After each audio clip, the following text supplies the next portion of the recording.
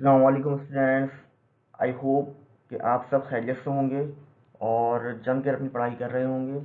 अच्छा, बहुत से स्टूडेंट्स की तरफ से मुझे ये क्यूरीज रिसीव हो रही थी कि भाई कि सर हम एम डी कैट का जो सिलेबस है वो हमें बहुत कंफ्यूज कर रहा है, उसके बारे में थोड़ा गाइड करें। ख़ास तौर पे जो एम डी कैट फिज़िक्स का जो पोर्शन है कि उसका जो सिलेबस है, क्या कौन से चैप्टर्स हैं, उन चैप्टर्स में हमें क्या पढ़ना है और अ, कितना पढ़ना है, कौन सी चीज़ें जो पढ़नी है जो नहीं पढ़नी है और कहाँ से पढ़ना है और किस तरीके से हमें अपनी प्रिपरेशन करनी है। तो आज की इस वीडियो का मकसद यही है कि जो आपके जितने भी आपके सवाल जो आपकी क्यूरीज थी उन सबको एड्रेस किया जाए। तो उसी पर्पस के लिए मैंने ये आज ये वीडियो बना रहा हूँ ताकि आपकी जो जो क्यूरीज हैं वो सब इसमें एड्रेस की जा सकें। सो आज की वीडियो को हम स्टार्ट करते हैं। सबसे पहले तो भाई कि एम डी कैट जो आपके पास सिलेबस है उसका अगर हम पेपर स्ट्रक्चर देखें तो जो पेपर स्ट्रक्चर है वो कुछ इस तरीके से है कि टोटल जो आपके पास एमसीक्यूज़ होंगे वो होंगे 200 एमसीक्यूज़। अच्छा, और जो आपका टोटल टेस्ट का ड्यूरेशन होगा एम डी कैट टेस्ट का वो होगा 3.5 आवर्स। और जो इसका टेस्ट का फॉर्मेट है वो पेपर बेस्ड एमसीक्यूज होगा, यानी पेपर होगा आपका, फिजिकल पेपर टेस्ट होगा आपका। और आपने एमसीक्यूज उसमें आपको फिजिकल पेपर मिलेगा और आपने पेपर अटैम्प्ट करके उसमें जो आंसर होंगे उनको मार्क करना होगा, करेक्ट आंसर्स को। अच्छा, अब मिनिमम पासिंग मार्क्स की अगर हम बात करें तो जो पीएमडीसी ने लास्ट ईयर भी जो क्राइटेरिया सेट किया था, एक्सपेक्टेड तो यही है कि इस साल भी वही क्राइटेरिया रहेगा। यानी एमबीबीएस के लिए 65% आपके पास पासिंग मार्क्स होंगे, यानी 100% में से 65% मार्क्स जिसने अचीव कर लिए वो एमबीबीएस के लिए एलिजिबल है। अच्छा, बीडीएस की अगर बात करें तो बीडीएस के अंदर 55% का क्राइटेरिया ने रखा है कि अगर 55% पासिंग मार्क्स हैं किसी के तो वो बीडीएस की सीट के लिए वो स्टूडेंट एलिजिबल होगा। यानी ये मिनिमम लिमिट है आपके पास, इससे कम अगर होंगे तो फिर आप एमबीबीएस या बीडीएस के लिए एलिजिबल नहीं होंगे। अच्छा, इस टेस्ट की सबसे अच्छी बात यह है कि टेस्ट के अंदर कोई नेगेटिव मार्किंग नहीं है, यानी आप बिना झिझक बिना किसी टेंशन के तमाम सवाल अटैम्प्ट कर सकते हैं। ठीक है, तो ये बेसिक हमारे पास पेपर स्ट्रक्चर हो गया। अच्छा, ये पेपर स्ट्रक्चर वही है जो लास्ट ईयर फॉलो हुआ था और इस साल भी एक्सपेक्टेड है कि यही पेपर स्ट्रक्चर आपका कंटिन्यू किया जाएगा। सो आगे बढ़ते हैं। अगर हम बात करें पेपर वेटेज की तो पेपर वेटेज में जो तो आपका जो पेपर है वो 5 सेक्शंस में डिवाइड किया गया है, जिसमें नंबर 1 है biology, then chemistry, then physics, then English and last one is logical reasoning. अच्छा, अगर हम वेटेज की बात करें परसेंटेज वाइज तो टोटल जो एमसीक्यूज़ हैं आपके पास वो हैं 200 एमसीक्यूज़। यही पाँचों सेक्शन के कंबाइंड जो एमसीक्यूज़ वो कितने 200। अब इन्होंने क्या किया है कि परसेंटेज सेट कर दी है कि टोटल जो आपका पेपर है उसमें 34% जो है ना वो सेक्शन बायोलॉजी का है। तो 34% के हिसाब से जो बायोलॉजी के एमसीक्यूज़ बन गया वो बन गया 68। और केमिस्ट्री का पोर्शन है वो आपके पास, केमिस्ट्री के पोर्शन के अंदर 27% है, तो उसके एमसीक्यूज़ बन गया 54। और अगर हम बात करें फिजिक्स की तो वो भी 27% है, तो उसके एमसीक्यूज़ भी कितने बन गया है, 54 एमसीक्यूज़ बन गया है। इंग्लिश की बात करें तो 9%, टोटल पेपर का 9 जो वेटेज है 9% होगा इसका, तो उसके एमसीक्यूज़ बन जाएंगे 18। और अगर लॉजिकल रीजनिंग की बात करें तो ये टोटल पेपर का 3% का पार्ट होगा इसका और इसके एमसीक्यूज़ होंगे 6 एमसीक्यूज़। अच्छा, हमारा कंसर्न क्योंकि ये जो वीडियो हम आज बना रहे हैं ये इसका ताल्लुक फ़िज़िक्स से है, तो हम हमारा जो कंसर्न है वो फ़िज़िक्स से। तो फिज़िक्स के पोर्शन में जो वेटेज है वो कितना है, 27% वेटेज है। और टोटल नंबर ऑफ एमसीक्यूज़ जो आपके पास टेस्ट में पूछे आएंगे जो आएंगे वो कितने होंगे, 54। यानी 54 टोटल एमसीक्यूज़ होंगे आपके पास फिज़िक्स पोर्शन के अंदर। अच्छा, आगे बढ़ते हैं। ये जो हमने देख लिया पेपर वेटेज, यानी टोटल 200 में से 54% जो एमसीक्यूज़ हैं वो कौन से होंगे, 54 एमसीक्यूज़ कौन से होंगे, जो आपके फिजिक्स के होंगे। यानी पूरे 100% में 27%, यानी ऑलमोस्ट, यानी 1/3 से थोड़ा सा कम आपका फिजिक्स का पार्ट है। यानी एक अच्छा खासा हैवी वेटेज है, यानी फिजिक्स का सब्जेक्ट आपका स्ट्रांग होना ज़रूरी है क्योंकि आपके एडमिशन में एक बहुत अहम रोल प्ले करेगा फिजिक्स का सेक्शन। अच्छा, आगे बढ़ते हैं।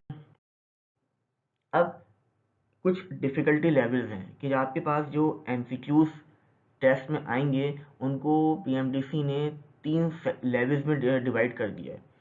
यानी आपके पास 3 लेवल हैं, easy, moderate and hard. Easy level के जो एमसीक्यूज हैं उनकी जो परसेंटेज होगी वो 20% होगी, और मॉडरेट एमसीक्यूज की 60%, दैन हार्ड एमसीक्यूज की 20%। यानी इजी जो एमसीक्यूज होंगे वो टोटल एमसीक्यूज में 20% जो एमसीक्यूज होंगे वो आपके इजी एमसीक्यूज होंगे, जिसको अभी आगे हम फर्दर एलेबोरेट करेंगे कि इजी का मतलब क्या है, मॉडरेट का मतलब क्या है और हार्ड का। अच्छा, इजी जो होंगे वो आपके 20% है, और जो मॉडरेट एमसीक्यूज होंगे वो ज़्यादा वेटेज उनका वो है 60%, जबकि हार्ड एमसीक्यूज जो होंगे वो कितने 20%, यानी ज़्यादा वेटेज है आपके पास मॉडरेट एमसीक्यूज के, यानी ज़्यादा जो एमसीक्यूज आएंगे वो मॉडरेट लेवल के एमसीक्यूज होंगे। अच्छा, अगर हमें पता है कि जो टोटल एमसीक्यूज हमने अभी देखे वो कितने थे, 54 एमसीक्यूज, यानी अगर मैं 54 में से अब इजी का परसेंटेज देखूँ 20% है, तो 54 में से 11 एमसीक्यूज आपके ऐसे होंगे जो ईजी होंगे। अच्छा, मॉडरेट की बात करें तो वो 60%, तो 54 का 60% बनेगा 32, यानी 32 एमसीक्यूज आपके ऐसे होंगे जो मॉडरेट लेवल पे होंगे। उसके बाद अगर हम हार्ड क्वेश्चंस की बात करें तो वो बनता है 20%, तो 20% का मतलब ये हुआ कि ये बने 11 एमसीक्यूज, यानी 11 एमसीक्यूज आपके ईजी होंगे, 11 एमसीक्यूज आपके हार्ड होंगे, एंड 32 एमसीक्यूज जो है वो आपके वो मॉडरेट लेवल के होंगे। अच्छा, अब ईजी एमसीक्यूज से मुराद ये है कि इजी का मतलब ये होगा बहुत ही सिंपलेस्ट एमसीक्यूज, यानी कोई वो सिंपल सी डेफिनेशन पूछ लेंगे आपसे, या आपके पास कोई यूनिट पूछ लेंगे, या कोई फॉर्मूला पूछ लेंगे जो बहुत इजी होगा, बहुत इजी। अच्छा, मॉडरेट की बात करें तो मॉडरेट जो होता है वो इजी से थोड़ा सा डिफिकल्टी लेवल बढ़ जाता है, लेकिन मॉडरेट भी सिंपल होंगे, यानी कुछ सिंपल सा कोई न्यूमेरिकल आ जाएगा, यानी मॉडरेट सेंस में कि वो थोड़ा सा उसमें डेटा आ गया, आपको डेटा देखना पड़ेगा क्या गिवन है क्या रिक्वायर्ड है, या थोड़ी सी कोई लॉजिक देगी। फॉर एग्जांपल कोई चीज़ एक क्वांटिटी के अंदर चेंज आ रहा है तो दूसरी क्वांटिटी में चेंज आएगा, तो ये थोड़ा सा मॉडरेट लेवल हो गया। तो ये ज़्यादातर क्वेश्चन आपके मॉडरेट लेवल के होंगे। देन नेक्स्ट स्टेप है आपका हार्ड लेवल। हार्ड लेवल में बेसिकली ये होता है कि थोड़े से टिपिकल एमसीक्यूज होंगे, यानी जिसमें आपको फ़ौरन से आंसर समझ में नहीं आ रहा होगा, यानी आपको थोड़ा सा थॉट प्रोसेस करना पड़ेगा, आपको सोचना पड़ेगा उस सवाल के ऊपर, कि यानी थोड़ा सा कॉन्सेप्चुअल सवाल होंगे, तो वो आपके हार्ड लेवल के अंदर इंक्लूड हो जाएंगे। इसकी आपके पास नंबर है 11। तो ये टोटल 54 एमसीक्यूज जो होंगे उनको 3 लेवल में उन्होंने डिस्ट्रीब्यूट कर दिया आपके, ठीक है। तो इन 3 लेवल के अंदर आपके एमसीक्यूज पूछे जाएंगे। Now move on to next portion, that is type of MCQs. अच्छा, अब टोटल जो एमसीक्यूज हैं उनको दो हिस्सों में दो कैटेगरीज के अंदर डिवाइड कर दिया गया है। तो फर्स्ट कैटेगरी है आपके पास वो है रिकॉल टाइप, जिसका वेटेज है 70%, और सेकंड कैटेगरी है एप्लीकेशन टाइप एमसीक्यूज, जिसका वेटेज है 30%। अच्छा, रिकॉल टाइप जो है 70% है, तो 54 का टोटल फिजिक्स के एमसीक्यूज है 54, तो 70% बन गया 38, यानी 38 एमसीक्यूज जो होंगे वो रिकॉल टाइप होंगे। अच्छा, और 30% जो है वो बन गया आपका 16। इसका मतलब टोटल 54 एमसीक्यूज में से 38 एमसीक्यूज, अराउंड 38 एमसीक्यूज आपके होंगे रिकॉल टाइप, और 16 एमसीक्यूज होंगे आपके एप्लीकेशन टाइप। अच्छा, ये ज़रूरी नहीं है इसकी 70 और 30% एक रफ फिगर उन्हें दे दिए, एक दो एमसीक्यू ऊपर पीछे हो सकते हैं, ये रफ आपको आइडिया दे दिया भाई कि पूरे टोटल जितने एमसीक्यूज होंगे आपके उसमें से 70% रिकॉल टाइप होंगे और 30% आपके एप्लीकेशन बेस्ड टाइप। अच्छा, इस चीज़ को आगे हम डिस्कस करेंगे कि रिकॉल टाइप से क्या मुराद है और एप्लीकेशन टाइप से क्या मुराद है। ये बेसिकली एमसीक्यूज के टाइप है, ठीक है। अच्छा, तो ये हो गया, एक रफ आइडिया दे दिया कि 70% जो आपके एमसीक्यूज पूछे जाएंगे फिर इसमें वो रिकॉल टाइप होंगे और 30% एप्लीकेशन, तो उनके नंबर बन गया, यानी अराउंड 37 टू 38 एमसीक्यूज आपके रिकॉल टाइप होंगे और 16 टू 17 एमसीक्यूज आपके एप्लीकेशन बेस्ड होंगे। अच्छा, अब अगर हम कंटेंट लिस्ट की बात करें तो कंटेंट लिस्ट में हमारे पास जो उन्होंने चैप्टर डिफाइन किए हैं। अच्छा, एक और बात मैं यहाँ पर थोड़ा सा क्लियर करता चलूँ कि जो यहाँ पे आप कंटेंट लिस्ट में जो आप नाम देख रहे हैं ना टॉपिक की या चैप्टर्स की, अगर हम चैप्टर कह लें या टॉपिक कह लें, तो चैप्टर के जो यहाँ पे नाम लिखे गए, जो टॉपिक के नाम कंटेंट के नाम लिए गए, याद रखिएगा। अच्छा, हमारे पास अब सिंध बोर्ड है, पंजाब बोर्ड है, फेडरल बोर्ड है और बलूचिस्तान बोर्ड है। तो ये जो नाम लिए गए, अच्छा सिंध बोर्ड के अंदर जो है चैप्टर्स के नाम थोड़े डिफरेंट होते हैं, बाकी पंजाब में, फेडरल में और बलूचिस्तान में तकरीबन चैप्टर्स के नाम एक जैसे हैं। तो ये अगर हम रेफरेंस रख रहे हैं अपनी फेडरल बोर्ड की बुक को, तो ये जो नाम लिए गए चाहे जो टॉपिक्स के या चैप्टर्स के, ये फेडरल बोर्ड की बुक्स को सामने रखते हुए लिए गए, क्योंकि बाकी तमाम प्रोविंस के अंदर जो बुक्स हैं उनके चैप्टर्स की जो नाम है वो सेम है, सिर्फ सिंध बोर्ड की बुक के अंदर वो नाम डिफरेंट होता है। उसको भी हम आगे डिस्कस करेंगे, हम सबको कंपेयर करेंगे ताकि हर बोर्ड के बच्चे के लिए ये एक ईजी हो जाए कि वो अंडरस्टैंड कर सके कि पीएमडीसी सिलेबस का लिंक हमारे टेक्स्ट बुक से किस तरीके से होगा। अच्छा, अगर हम देखें तो फर्स्ट जो चैप्टर है वो है आपके पास फोर्स एंड मोशन का, ठीक है। फोर्स एंड मोशन के चैप्टर है, इसको आगे डिस्कस करेंगे फर्दर इसमें क्या चीज़ें मौजूद हैं। अच्छा, फोर्स एंड मोशन में नॉर्मली हमारे पास जो मोशन इन वन डायमेंशन जो होती है उसको डिस्कस किया जाता है, और साथ साथ इसमें motion two dimension that is projectile motion जिसे हम कहते हैं वो भी इसमें इंक्लूड है। सेकंड चैप्टर आपके पास है वर्क एंड एनर्जी, तो इसमें वर्क का कॉन्सेप्ट क्या है, एनर्जी क्या होती है, उनकी टाइप्स क्या होती हैं, पावर क्या होती है, वो सब हम इस चैप्टर में स्टडी करेंगे। Third one is rotational and circular motion, वो बॉडी जो सर्कुलर मोशन परफॉर्म कर रही हैं उनकी क्या कैरेक्टरिस्टिक होंगी, क्या क्या उसमें चीज़ें, क्या क्या कैरेक्टरिस्टिक होंगी, क्या इक्वेशंस होंगी, क्या कॉन्सेप्ट हैं, वो सब हम इस चैप्टर में स्टडी करेंगे। तो फोर्थ वन इज वेव। अच्छा, वेव का चैप्टर है, इसमें साउंड के बारे में, वेव के बारे में और सिंपल हार्मोनिक मोशन के बारे में हम स्टडी करेंगे। Number fifth is thermodynamics. Thermodynamics में आपके पास जो हीट का टॉपिक है, हीट क्या होती है, इसके अलावा आपके पास थर्मोडाइनमिक्स क्या है, लॉ ऑफ थर्मोडाइनमिक्स क्या है, वो स्टडी करेंगे। Six one is electrostatic. Electrostatic का चैप्टर है, यानी यानी वो जो स्टैटिक इलेक्ट्रिसिटी होती है उसकी स्टडी जो होती है वो इलेक्ट्रोस्टैटिक्स कहलाती है, तो उसके जितने कॉन्सेप्ट होंगे वो हम इस चैप्टर में स्टडी कर रहे होंगे।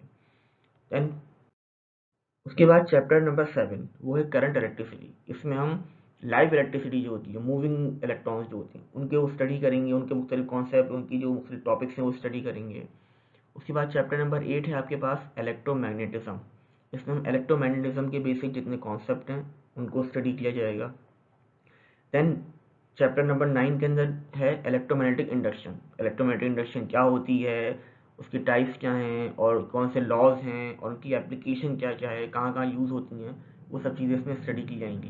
देन उसके बाद चैप्टर नंबर 10 है इलेक्ट्रॉनिक्स। इलेक्ट्रॉनिक्स के अंदर आपके पास जो आपके पास इलेक्ट्रॉनिक्स आइटम्स हैं, इन इलेक्ट्रॉनिक्स की बेसिक हो गई वो इसमें स्टडी की जाएगी, वो हम आगे फर्दर अभी डिटेल में देखेंगे। देन चैप्टर नंबर 11 के अंदर है डॉन ऑफ मॉडर्न फिजिक्स, ठीक है। इस चैप्टर के अंदर आपके पास जो मॉडर्न फिजिक्स की जो कॉन्सेप्ट्स हैं वो सारे इसमें डिस्कस किए जाएंगे। देन चैप्टर नंबर 12 के अंदर है एटॉमिक स्पेक्ट्रा। एटॉमिक स्पेक्ट्रा क्या होता है, उसकी टाइप्स क्या होती हैं, फिर उसके बाद फर्दर कौन से लॉज हैं या पॉस्टुलेट्स हैं जो इसको फर्दर एक्सप्लेन करते हैं, उनकी मुख्तलिफ इक्वेशंस हैं, उनके मुख्तलिफ कॉन्सेप्ट्स हैं, वो सब इसमें स्टडी किए जाते हैं। Then the last one is chapter number 13 that is nuclear physics. Nuclear physics से रिलेटेड जो कॉन्सेप्ट्स हैं आपके पास वो सब इस चैप्टर में डिस्कस किए जाएंगे। तो टोटल हमारे पास 13 चैप्टर्स हैं या 13 टॉपिक्स हैं जो आपके पीएमडीसी सिलेबस के कंटेंट लिस्ट में शामिल हैं। अच्छा, अब ये तो होगा हमारे पास बेसिक, हमारे पता चल गया कि हमारे पास टोटल 13 चैप्टर्स हैं। अच्छा, अब हम देखते हैं इंडिविजुअली हर के चैप्टर वाइज क्या क्या कंटेंट शामिल हैं हमारे पीएमडीसी सिलेबस में। अच्छा, एक चीज़ मैं थोड़ा क्लियर कर दूं कि पीएमडीसी सिलेबस के अंदर ना बहुत सी चीज़ें क्लियर नहीं थी, कुछ चीज़ें गिवन हैं, उन्होंने मेंशन की हैं। फॉर एग्जांपल एक है बेसिक सब टॉपिक्स, आपको दे दिए कि ये टॉपिक्स हैं, अब फर्दर उसमें लर्निंग ऑब्जेक्टिव्स दिए हुए हैं, तो कुछ चीज़ें वहाँ पे क्लियर नहीं हुई, तो मैंने अभी अपनी इस लेक्चर के अंदर, इस वीडियो के अंदर पीएमडीसी सिलेबस को थोड़ा सा सिंप्लीफाई करके पेश किया है, ठीक है। सिंप्लीफाई किया मतलब बहुत सी चीज़ें जो आपको अगर आप पीएमडीसी सिलेबस की पीडीएफ फाइल देखेंगे तो उसमें आपको शायद बहुत सी चीज़ें नज़र ना आए डायरेक्टली, लेकिन वो इनडायरेक्टली इंक्लूड हैं आपके सिलेबस के अंदर। तो मैंने यहाँ पर एक बहुत ही ईजी और सिंप्लीफाइड सिलेबस मैंने एक बना दिया है ताकि आपको एक आपके सामने क्लियर पिक्चर हो कि आपने कौन कौन से टॉपिक्स हैं या कॉन्सेप्ट हैं जिनको स्टडी करना है, और जो आपको जो आपको लाजमी प्रिपरेशन करनी है उनकी, ठीक है। अच्छा, अगर हम बात करें फर्स्ट चैप्टर की फोर्स एंड मोशन, तो फोर्स एंड मोशन में इसमें इस चैप्टर को बेसिकली इसमें दो पार्ट हैं आपके। पहला पार्ट है आपके पास मोशन इन वन डायमेंशन का, यानी वन डायमेंशन के अंदर जो बॉडी मूव कर रही है उसके बेसिक कॉन्सेप्ट स्टडी करना है। फिर उसके बाद सेकंड पार्ट है इसका मोशन इन टू डायमेंशन का। तो इसमें आपके पास टॉपिक्स हैं, सबसे पहले हम बेसिक कॉन्सेप्ट सारे आपको पता होने चाहिए कि डिस्टेंस एंड डिस्प्लेसमेंट क्या होता है, स्पीड एंड वेलोसिटी, फिर उसकी टाइप्स क्या होती हैं, फिर एक्सेलरेशन क्या है, उसकी टाइप्स आपको पता होनी चाहिए। देन आपके पास काइनेमेटिक्स ग्राफ्स हैं, यानी मोशन को ग्राफ के अंदर किस तरीके से रिप्रेजेंट करते हैं, कि किसी भी बॉडी की मोशन को ग्राफिकल मेथड में किस तरह रिप्रेजेंट कर रहे हैं, वो काइनेमेटिक्स ग्राफ के जरिए रिप्रेजेंट करते हैं। तो उसमें आपके पास डिस्प्लेसमेंट टाइम के ग्राफ हैं, वेलोसिटी टाइम के ग्राफ हैं, एक्सेलरेशन टाइम के ग्राफ हैं। तो ये तमाम ग्राफ आपको स्टडी करने हैं। एंड फिर उसके बाद फिर आपके पास न्यूटन लॉ ऑफ मोशन है, 3 लॉ हैं, फर्स्ट सेकंड थर्ड, वो आपको स्टडी करने हैं। आपको पता होना चाहिए लॉस क्या है, फिर उसकी एप्लीकेशन क्या है, किस तरीके से वो आप अपनी न्यूमेरिकल्स में, आप क्या कॉन्सेप्ट में अप्लाई करेंगे उन लॉस को। देन आपके पास इक्वेशन ऑफ मोशन है, कि बॉडी की मोशन, जो बॉडी एक मूव कर रही है, मोशन परफॉर्म कर रही है, उसको इक्वेशंस में किस तरह रिप्रेजेंट करेंगे। इक्वेशंस जो मोशन है वो आपको न्यूमेरिकल्स में, आपके पास न्यूमेरिकल्स आएंगे, न्यूमेरिकल्स आपको सॉल्व करने हैं। अच्छा, उसके बाद हम बात करते हैं, उसके बाद है आपके पास फ्री फॉलिंग बॉडीज़। अच्छा, फ्री फॉलिंग बॉडीज़ में आपके पास के कोई body free fall motion perform कर रही है, तो उसको भी हमें यहाँ पे स्टडी करना है। देन आपके पास है लीनियर मोमेंटम एंड इम्पल्स, कि लीनियर मोमेंटम क्या होता है, फिर इम्पल्स क्या है। Then law of conservation of momentum. Then उसके बाद आपके पास है कोलिजन, जब बॉडी आपस में कोलाइड करती हैं तो वो कोलिजन क्या होता है, उसकी टाइप्स क्या होती हैं। फिर आपके पास है इलास्टिक कोलिजन, इस ये एक टाइप है कोलिजन की। उसको कि वन डायमेंशन के अंदर अगर बॉडी कोलाइड कर रही है इलास्टिकली, तो उसके मुख्तलिफ केसेस हैं, कि वो केसेस क्या क्या होंगे। देन ये यहाँ तक आपका हो गया मोशन इन वन डायमेंशन का पार्ट, कि वन डायमेंशन में जो बॉडी मूव कर रही है उसका आपके पास क्या क्या टॉपिक्स होंगे। देन सेकंड टॉपिक है आपके पास प्रोजेक्टाइल मोशन। अच्छा, ये बिलोंग करता है मोशन इन 2 डायमेंशन के अंदर, यानी बॉडी एक ही वक्त में 2 डायमेंशन में मूव कर रही होगी। प्रोजेक्टाइल मोशन को हमें स्टडी करना है, डेफिनेशन, उसकी एग्जांपल्स, उसकी कैरेक्टरिस्टिक्स, उसकी टाइप्स, देन उसकी मुख्तलिफ कैरेक्टरिस्टिक्स होती हैं, उनके मुख्तलिफ रिलेशंस हैं, ट्रिक्स हैं, वो सब आपने पूरा कंप्लीट प्रोजेक्टाइल मोशन को स्टडी करना है। तो ये पूरा चैप्टर हो गया आपका फोर्स इन मोशन का। पहला पार्ट मोशन इन 1 डायमेंशन का, देन मोशन इन 2 डायमेंशन के अंदर एक पार्ट है वो है प्रोजेक्टाइल मोशन का, वो इस चैप्टर में कंप्लीट करेंगे। देन नेक्स्ट चैप्टर है आपके पास वर्क एंड एनर्जी। अच्छा, इसमें हम बेसिक कॉन्सेप्ट पढ़ेंगे। वर्क आप देख सकते हैं स्क्रीन पे, वर्क है, एनर्जी है, फिर एनर्जी की टाइप्स होती हैं, काइनेटिक और पोटेंशियल, ग्रेविटेशनल पोटेंशियल एनर्जी क्या होती है, एब्सोल्यूट पोटेंशियल एनर्जी क्या होती है, फिर काइनेटिक एनर्जी और पोटेंशियल एनर्जी का आपस में कन्वर्जन किस तरीके से कन्वर्ट हो रही होती हैं। उसके बाद आपके पास है law of conservation of energy, की लॉ ऑफ कंजर्वेशन एनर्जी क्या बोलता है, उसकी एग्जाम्पल्स हम देखेंगे। डेली लाइफ के अंदर जो एनर्जी लॉसेस होते हैं आपके पास, वो उनको हम स्टडी करेंगे। देन उसके बाद हमारे पास टॉपिक आता है पावर का, कि पावर क्या होती है और उसकी मुख्तलिफ आपके पास डिटेल हमें उसको स्टडी करेंगे। तो ये आपके पास वर्क एनर्जी का ये सिंपल सा टॉपिक है, सिंपल सा चैप्टर है आपके पास छोटा सा, और उसमें बेसिक बेसिक कॉन्सेप्ट हमें स्टडी करने होंगे। देन नेक्स्ट चैप्टर आपके पास है वेव। अच्छा, वेव जो है ना, बेसिकली यहाँ पर सिर्फ वेव का मतलब सिर्फ वेव नहीं है। जो हमारे पास पीएमडीसी का सिलेबस है उसमें वेव का जो चैप्टर है पूरा, वो 3 पार्ट्स में डिवाइड हुआ हुआ है। सबसे पहला पार्ट है वो है आपके पास ऑसिलेशन। अच्छा, ऑसिलेशन जो है, ऑसिलेशन के अंदर हम पढ़ेंगे सिंपल हार्मोनिक मोशन क्या होती है, फिर उसकी कैरेक्टरिस्टिक क्या है, मुख्तलिफ कैरेक्टरिस्टिक होती हैं, डिस्प्लेसमेंट है, एम्पलीट्यूड है, टाइम पीरियड है, फ्रीक्वेंसी है, वाइब्रेशन है, ये सब चीज़ें स्टडी करेंगे। दैन उसके बाद हम पढ़ेंगे हुक्स लॉ क्या होता है। हुक्स लॉ की एप्लीकेशन के तौर पे हम पढ़ेंगे मास स्प्रिंग सिस्टम को स्टडी करेंगे। उसके बाद सिंपल पेंडुलम है, तो सिंपल पेंडुलम एक एग्जाम्पल है सिंपल हार्मोनिक मोशन की, उसको स्टडी करेंगे। उसके बाद S H am performing bodies जो होती हैं उसमें एनर्जी कन्वर्जन, किस तरीके से एनर्जी कन्वर्ट हो रही होती है एक फॉर्म से दूसरी फॉर्म के अंदर, तो वो हम स्टडी करेंगे। जो ये हमारा पूरा पार्ट हो गया ऑसिलेशन का, ठीक है। अच्छा, ऑसिलेशन के बाद जो दूसरा पार्ट है वो आपके पास है वेव का। वेव के अंदर हम देखेंगे भी प्रोग्रेसिव वेव्स क्या होती हैं, उनकी टाइप्स क्या होती हैं। उसके बाद पीरियोडिक वेव्स क्या कहलाती हैं, उनकी फर्दर टाइप्स क्या होती हैं। उसके बाद अगर एक वेव मौजूद है, वेव मॉडल है, उसमें मुख्तलिफ टर्मिनोलॉजीज होती हैं, डिस्प्लेसमेंट क्या है, एम्पलीट्यूड क्या होता है, wave length, frequency, time period, velocity, crash क्या है, ट्रफ क्या है, ये सब बेसिक टर्मिनोलॉजीज हैं वेव की, जो हम स्टडी करेंगे, आपको पता होनी चाहिए। कंप्रेशन क्या होता है, रेयर फ्रैक्शन क्या है। उसके बाद वेव जो है बेसिकली एनर्जी ट्रांसफ़र कर रही होती है, तो उसकी एनर्जी किस तरह ट्रांसफ़र हो रही है, उसका फॉर्मूला क्या है, वो आपको पता होना चाहिए।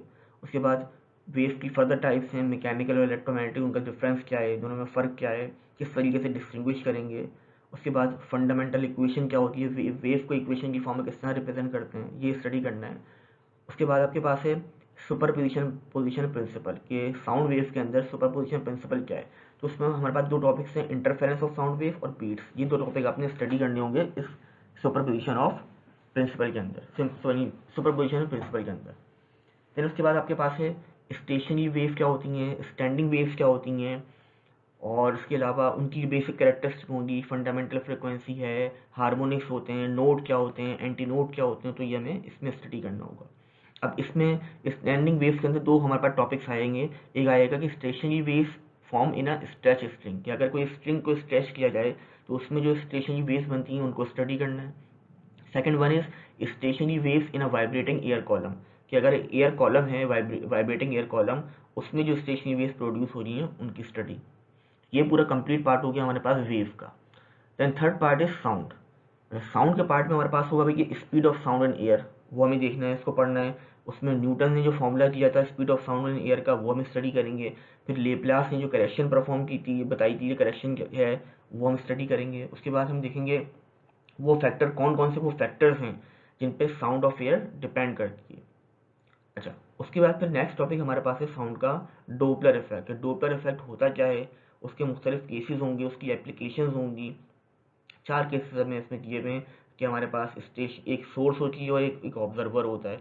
तो उनकी मूवमेंट के मुख्तलिफ केसेस हैं कि उनकी डिफरेंट केसेस के अंदर क्या इम्पैक्ट होगा आपके पास, तो वो हम इस टॉपिक में स्टडी करेंगे डोपलर इफेक्ट में। तो ये आपका साउंड का पार्ट हो गया। तो वेव का चैप्टर जो है बेसिकली 3 पार्ट में डिवाइड है, वो है ऑसिलेशन, साउंड एंड वेव। ठीक है, तो तीनों पोर्शन मिला के फिर आपके पास एक कंप्लीट आपके पास ये वेव का जो चैप्टर है वो कंप्लीट हो जाएगा। अगर नेक्स्ट चैप्टर है आपके पास रोटेशनल एंड सर्कुलर मोशन। इस चैप्टर में हमारे पास है कि सर्कुलर मोशन क्या होती है, यूनिफॉर्म सर्कुलर मोशन क्या है, फिर आपके पास एंगुलर डिस्प्लेसमेंट क्या होती है, उसकी यूनिट्स क्या होते हैं, देन एंगुलर वेलोसिटी क्या है, एंगुलर एक्सीलरेशन किस चीज़ को कहते हैं, उसके बाद टेंजेंशियल वेलोसिटी क्या कहलाती है। और उसके बाद फिर हम देखेंगे कि भाई ये जो हमने फिजिकल क्वांटिटीज़ पढ़ी, हमने लीनियर मोशन पढ़ी थी फोर्स एंड मोशन में, तो कुछ लीनियर वेरिएबल्स होते हैं, कुछ एंगुलर वेरिएबल्स होते हैं, इन दोनों का आपस में रिलेशन क्या है वो हम देखेंगे, डिस्प्लेसमेंट के लिए भी, वेलोसिटीज़ के लिए भी और एक्सीलरेशंस के लिए भी। उसके बाद हमें स्टडी करना है कि टेंजेंशियल और सेंटीपिटल एक्सीलरेशन क्या होती है, ये प्रोड्यूस किस वजह से होती हैं, क्या रीज़न होते हैं, इनके फॉर्मूलाज क्या होते हैं, इनके मुख्तलिफ केसेस स्टडी करेंगे। उसके बाद हमारे पास है सेंटीपिटल फोर्स, कि सेंटीपिटल फोर्स क्या होती है, किस वजह से प्रोड्यूस होती है, इसका काम क्या होता है, इनके फॉर्मूलाज पढ़ेंगे, मुख्तलिफ केसेस पढ़ेंगे। अच्छा, लास्ट में टॉपिक है motion of a body in a vertical circle. अच्छा, ये जो पार्ट है ये डायरेक्टली हमारे पीएमडीसी सिलेबस में इंक्लूड नहीं है, लेकिन ये एक इम्पॉर्टेंट टॉपिक है और इसे आपने स्टडी करना है। बहुत ज़रूरी नहीं है इसको बहुत डिटेल में पढ़ा जाए, लेकिन सिंपल सा कॉन्सेप्ट है, छोटा सा कॉन्सेप्ट है इसके अंदर, इसमें तो इसको आपने स्टडी लाजमी करना है इसमें। ठीक है, motion of body in vertical circle के, और क्योंकि इससे पिछले जितने टॉपिक हम स्टडी करेंगे ना यूनिफॉर्म सर्कुलर मोशन में, जितनी भी हमारी कोर्स में शामिल है, वो सारी जो होती हैं वो इसमें सर्किल में 2 टाइप होती हैं, एक होता है हॉरिजॉन्टल सर्किल, एक वर्टिकल। तो जितने भी हम टॉपिक पढ़ रहे हैं जो स्टार्टिंग में मेंशन है वो सारे के सारे हॉरिजॉन्टल सर्किल के अंदर मौजूद होंगे। वर्टिकल सर्किल में थोड़ा सा डिफरेंस होता है उसकी मोशन के अंदर, तो वो इसलिए उसको सेपरेटली पढ़ा जाता है, यानी उसमें कुछ डिफरेंस है, कुछ चीज़ों के अंदर डिफरेंस आ रहा है, इसी वजह से उसको हम सेपरेट पढ़ते हैं। बजाय वो पीएमडीसी के सिलेबस में मेंशन नहीं है, लेकिन आपने उसको स्टडी करना है फॉर अ सेफर साइड, ठीक है, सेफ साइड के लिए। अच्छा, नेक्स्ट चैप्टर आपके पास है थर्मोडाइनमिक्स। थर्मोडाइनमिक्स में आपके पास, अच्छा अब ये शुरू के 3 बुलेट्स पॉइंट है ना, ये 3 पॉइंट्स आपके पास डायरेक्टली मेंशन नहीं है सिलेबस में, लेकिन आपने क्योंकि ये बेसिक हैं आपके पास इस चैप्टर की, उसलिए आपको स्टडी करना है। क्या हीट एनर्जी क्या होती है, हीट ट्रांसफर किस तरीके से हो रहा होता है, उसके बाद टेम्परेचर को मेजर करने के लिए मुख्तलिफ टेम्परेचर क्या होता है और उसको मेजर करने के लिए कौन से स्केल्स यूज़ किए जाते हैं, ये आपको पता होना चाहिए, बेसिक है, ये बेसिक चीज़ें हैं। Then next one is root mean square speed of gas molecules, कि अगर कोई गैस मॉलिक्यूल मूव कर रहे हैं, रैंडम मोशन कर रहे हैं, तो उनकी रूट मीन स्क्वायर यानी आरएमएस वेलोसिटी या आरएमएस स्पीड क्या होगी, उसके फॉर्मूलाज क्या होते हैं, वो इन चीज़ों पर डिपेंड करती है, ये भी आपको पता होना चाहिए। देन नेक्स्ट वन इज आपके पास स्पेसिफिक हीट का टॉपिक है, स्पेसिफिक हीट कैपेसिटी क्या होती है, मोलर स्पेसिफिक हीट क्या होती है, ये पता होनी चाहिए आपको। उसके बाद molar specific heat at constant pressure and constant volume, इनका आपस में क्या रिलेशन होता है और इनका रेशियो जो होता है वो किस चीज़ को रिप्रेजेंट कर रहा होता है, उसकी क्या सिग्निफिकेंस होती है, ये आपको पता होना चाहिए। ये हो गया बेसिक पार्ट। फिर आपके पास अगला पार्ट आता है बेसिक थर्मोडाइनमिक्स का पार्ट। थर्मोडाइनमिक्स होती क्या है, उस थर्मोडायनेमिक्स में वर्क डन को किस तरह कैलकुलेट किया जाता है। उसके बाद फर्स्ट लॉ ऑफ थर्मोडायनेमिक्स क्या है, उसकी स्टेटमेंट क्या है और उसकी इक्वेशन क्या है, उसमें साइन कन्वेंशन क्या होते हैं, आपके पास क्या क्या पैरामीटर्स होते हैं। उसके बाद फर्स्ट लॉ ऑफ थर्मोडायनेमिक्स की कुछ एप्लीकेशंस हैं, जिसमें आपके पास आइसोबैरिक प्रोसेसेस हैं, आइसोकोरिक प्रोसेस है, आइसोथर्मल प्रोसेस है, एडियाबैटिक प्रोसेस है। क्या होते हैं प्रोसेस इनमें, इसमें हम फर्स्ट लॉ किस तरीके से अप्लाई हो रहा होता है, वो सब हमें इसमें स्टडी करना है। अच्छा, आगे बढ़ते हैं। नेक्स्ट टॉपिक है आपके पास इलेक्ट्रोस्टैटिक्स का। इलेक्ट्रोस्टैटिक में हम उन चार्जेस की स्टडी करते हैं जो किसमें, स्टैटिक का मतलब रेस्ट कंडीशन में, स्टैटिक है, मूव नहीं कर रहा, रेस्ट, तो रेस्ट में जो चार्जेस हैं उनकी स्टडी हम कर रहे होते हैं। तो उसमें सबसे पहले चीज़ हमारे पास बेसिक आ जाती है कूलम्स लॉ। कूलम्स लॉ क्या है, इसका स्टेटमेंट क्या है, फॉर्मूलाज क्या है, मुख्तलिफ केसेस होंगे इसके। उसके अलावा अगर कूलम्स लॉ में क्या है कि अगर दो चार्जेस के बीच में हम कोई मीडियम लेके आ जाते हैं, कोई मटेरियल मीडियम लेके आ जाते हैं, तो उससे क्या इम्पैक्ट पड़ेगा उनके दरमियान मौजूद होने वाली फोर्सेस पे। अच्छा, देन आपके पास इलेक्ट्रिक फील्ड क्या होती है। इलेक्ट्रिक फील्ड के को हम डिटेल में स्टडी करेंगे। इलेक्ट्रिक के अगर दो चार्जेस मौजूद हैं तो उनके दरमियान इलेक्ट्रिक फील्ड एग्जिस्ट कर रही होगी कि सिमिलर चार्जेस हों, अपोजिट चार्जेस हों। इलेक्ट्रिक फील्ड जो होती है उसको किस तरह रिप्रेजेंट किया जाता है, किस तरह स्केच किया जाता है, वो स्टडी करना है। उसके बाद इलेक्ट्रिक फील्ड इंटेंसिटी क्या होती है, इंटेंसिटी होती क्या है, उसका यूनिट क्या है, फॉर्मूलाज क्या है। उसके अलावा कि अगर कोई इनफाइनाइट शीट रखी है चार्ज की तो उसकी फील्ड इंटेंसिटी क्या होगी, या दो अपोजिट पैरेलल प्लेट्स रखी हुई हैं जिनके ऊपर अपोजिट चार्ज है तो उनकी इलेक्ट्रिक फील्ड इंटेंसिटी किस तरीके से कैलकुलेट करेंगे। अच्छा, next one is electric potential. कि इलेक्ट्रिक पोटेंशियल होता क्या है, उसको डिफाइन करना कि क्या चीज़ होती है, उसका फॉर्मूला क्या होता है। इसके अलावा कि अगर हम एक चार्ज को एक पॉइंट से किसी इनफाइनाइट पॉइंट की तरफ लेके जा रहे हैं तो उस पर जो हम वर्क डन करेंगे उसका और आपस में इलेक्ट्रिक पोटेंशियल एनर्जी का क्या रिलेशन है। इसके अलावा किसी पॉइंट चार्ज की वजह से जो इलेक्ट्रिक पोटेंशियल क्रिएट हो रहा है उसका क्या कॉन्सेप्ट है, क्या फॉर्मूला है, किस तरीके से कैलकुलेट करेंगे। Then next one is electric field intensity और इलेक्ट्रिक पोटेंशियल, इन दोनों का आपस में क्या रिलेशन है, इसको हम किस तरीके से रिलेट करते हैं। ठीक है, ये हम स्टडी करेंगे। And last topic is capacitor.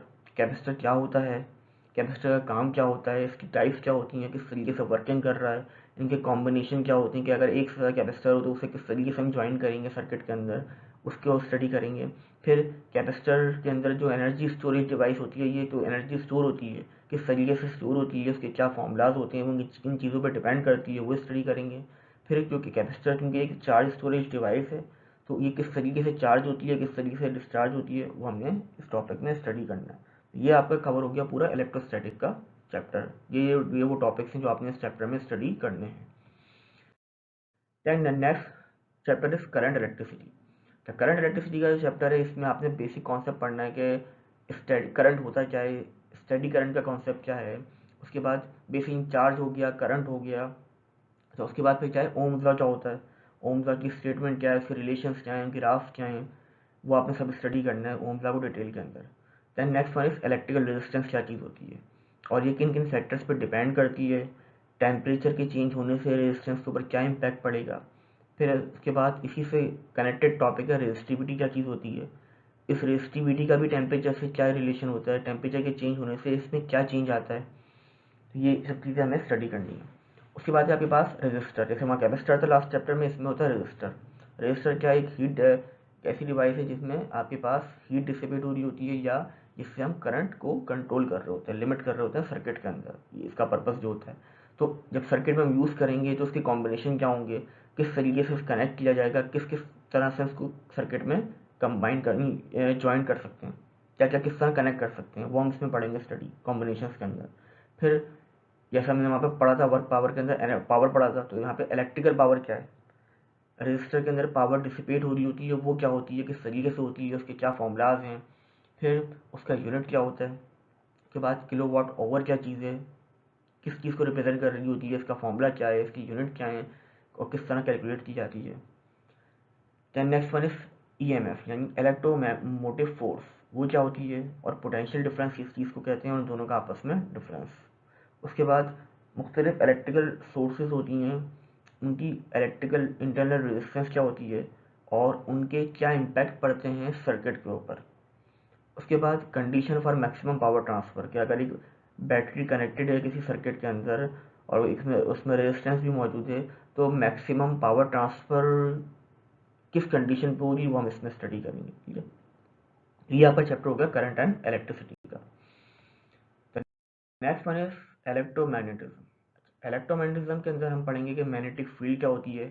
अच्छा, कुछ चार्ज पार्टिकल जब एक मैग्नेटिक फील्ड में एंटर होता है तो उस पर फोर्स एक्ट कर रही होती है, वो फोर्स क्या होती है उसे किस तरह कैलकुलेट करते हैं, और जब चार्ज पार्टिकल किसी मैग्नेटिक फील्ड में एंटर होगा तो वो किस तरीके से क्या पाथ फॉलो करेगा वो हम इसमें स्टडी करेंगे। उसके बाद इलेक्ट्रॉन और प्रोटॉन जब मैग्नेटिक फील्ड में जाते हैं तो उनकी ट्रेजेक्ट्रीज क्या होती हैं, किस तरीके की ट्रेजेक्ट्री बना रहे होते हैं वो हम इसमें स्टडी करेंगे। ये हो गया मैग्नेटिक फील्ड का part. Next part is magnetic flux. Magnetic flux क्या किस चीज़ को बोलते हैं, मैग्नेटिक फ्लक्स डेंसिटी क्या है, इनका आपस में रिलेशन क्या है, इनके यूनिट्स क्या हैं, इनको किस तरीके से रिप्रेजेंट करते हैं, ये सारी इनकी इक्वेशंस क्या होती हैं, इनकी क्या क्या कंडीशंस हैं, वो हम इस चैप्टर में स्टडी करेंगे। ये हो गया इलेक्ट्रोमैग्नेटिज्म का पार्ट। तो next one is electromagnetic induction. अच्छा, इलेक्ट्रोमैग्नेटिक इंडक्शन के अंदर आपके पास इलेक्ट्रोमैग्नेटिक इंडक्शन क्या चीज़ है। अच्छा, इलेक्ट्रोमैग्नेटिक के बाद आपके पास Faraday law of electromagnetic induction क्या होता है, फैराडे ने लॉ पेश किए वो लॉ क्या है। लेंज़िस लॉ हमारे पास मौजूद है, वो क्या है, वो किस तरीके से आपके पास डायरेक्शन प्रिडिक्ट कर रहा है करंट की, और लॉ लेंज़िस लॉ और कंजर्वेशन ऑफ एनर्जी का आपस में क्या रिलेशन है वो हम इसमें स्टडी करेंगे। देन आपके पास alternating current generator, AC generator होता है, उसकी बेसिक वर्किंग प्रिंसिपल, स्ट्रक्चर और उसकी इक्वेशंस को हम स्टडी करेंगे। उसके बाद हमारे पास टॉपिक होता है ट्रांसफार्मर का। ट्रांसफार्मर बेसिकली एप्लीकेशन है इलेक्ट्रोमैग्नेटिक इंडक्शन की। तो ट्रांसफार्मर होता क्या है, उसकी कंस्ट्रक्शन क्या है, किस तरीके से वर्किंग कर रहा है, उसकी टाइप्स क्या हैं, और किस तरीके से इलेक्ट्रिसिटी ट्रांसफ़र करने में इसका रोल क्या है, किस तरीके से ट्रांसफार्मर को यूज़ किया जाता है for efficient transfer of electricity को एक जगह से दूसरी जगह ट्रांसफ़र करने के लिए किस तरीके से ट्रांसफार्मर को यूज़ किया जाता है, उनकी टाइप्स को, वो सब हम इस चैप्टर में स्टडी करेंगे इन इलेक्ट्रोमैग्नेटिक इंडक्शन के चैप्टर के अंदर। और next move to next part. तो आपका नेक्स्ट चैप्टर इलेक्ट्रॉनिक्स का। अच्छा, इलेक्ट्रॉनिक्स का चैप्टर काफ़ी लेंथी है, लेकिन इसमें से जो पीएमडीसी ने से जो टॉपिक सेलेक्ट किया वो किया रेक्टिफिकेशन।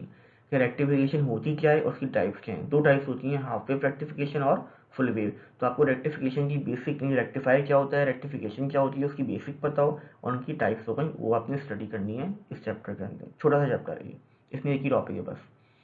देन नेक्स्ट चैप्टर है आपके पास don of modern physics.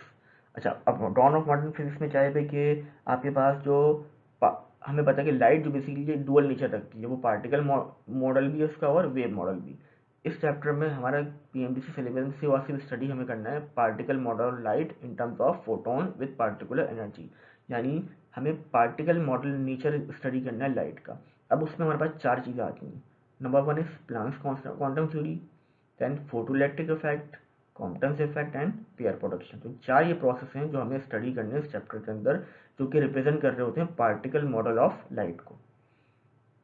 The next one is atomic spectra. Atomic spectra क्या होता है, लाइन स्पेक्ट्रम क्या होता है, स्पेक्ट्रम की टाइप्स क्या होती हैं। उसके बाद हाइड्रोजन स्पेक्ट्रम क्या होता है, उसमें राइटबर्ग फार्मूला है। अब उसमें इक्वेशन है मुख्तलिफ एनर्जी की, वेवलेंथ की, फ्रिक्वेंसी की, या सीरीज लिमिट्स हैं मुख्तलिफ लाइन्स की, जो लाइट इमिट हो रही होती है उसकी मुख्तलिफ सीरीज होती हैं, वो हमें सब स्टडी करना है इस पूरे चैप्टर के अंदर। तो ये भी छोटा सा चैप्टर है, इसमें एटॉमिक स्पेक्ट्रा से रिलेटेड जो चीज़ें वो हमें सारी स्टडी करनी है। Then last chapter is nuclear physics. अच्छा, न्यूक्लियर फिजिक्स में हम न्यूक्लियस के बारे में बात करेंगे भाई, कि एटॉमिक मॉडल देखेंगे भाई कि एक एटम का मॉडल क्या होता है। एटम कंसिस्ट करता है प्रोटॉन, न्यूट्रॉन और इलेक्ट्रॉन्स पे हम देखेंगे वो किस तरीके से उनका स्ट्रक्चर होता है, कहाँ कहाँ पाए जाते हैं, उनका नेचर क्या होता है, इनका आपस में क्या रिलेशन है।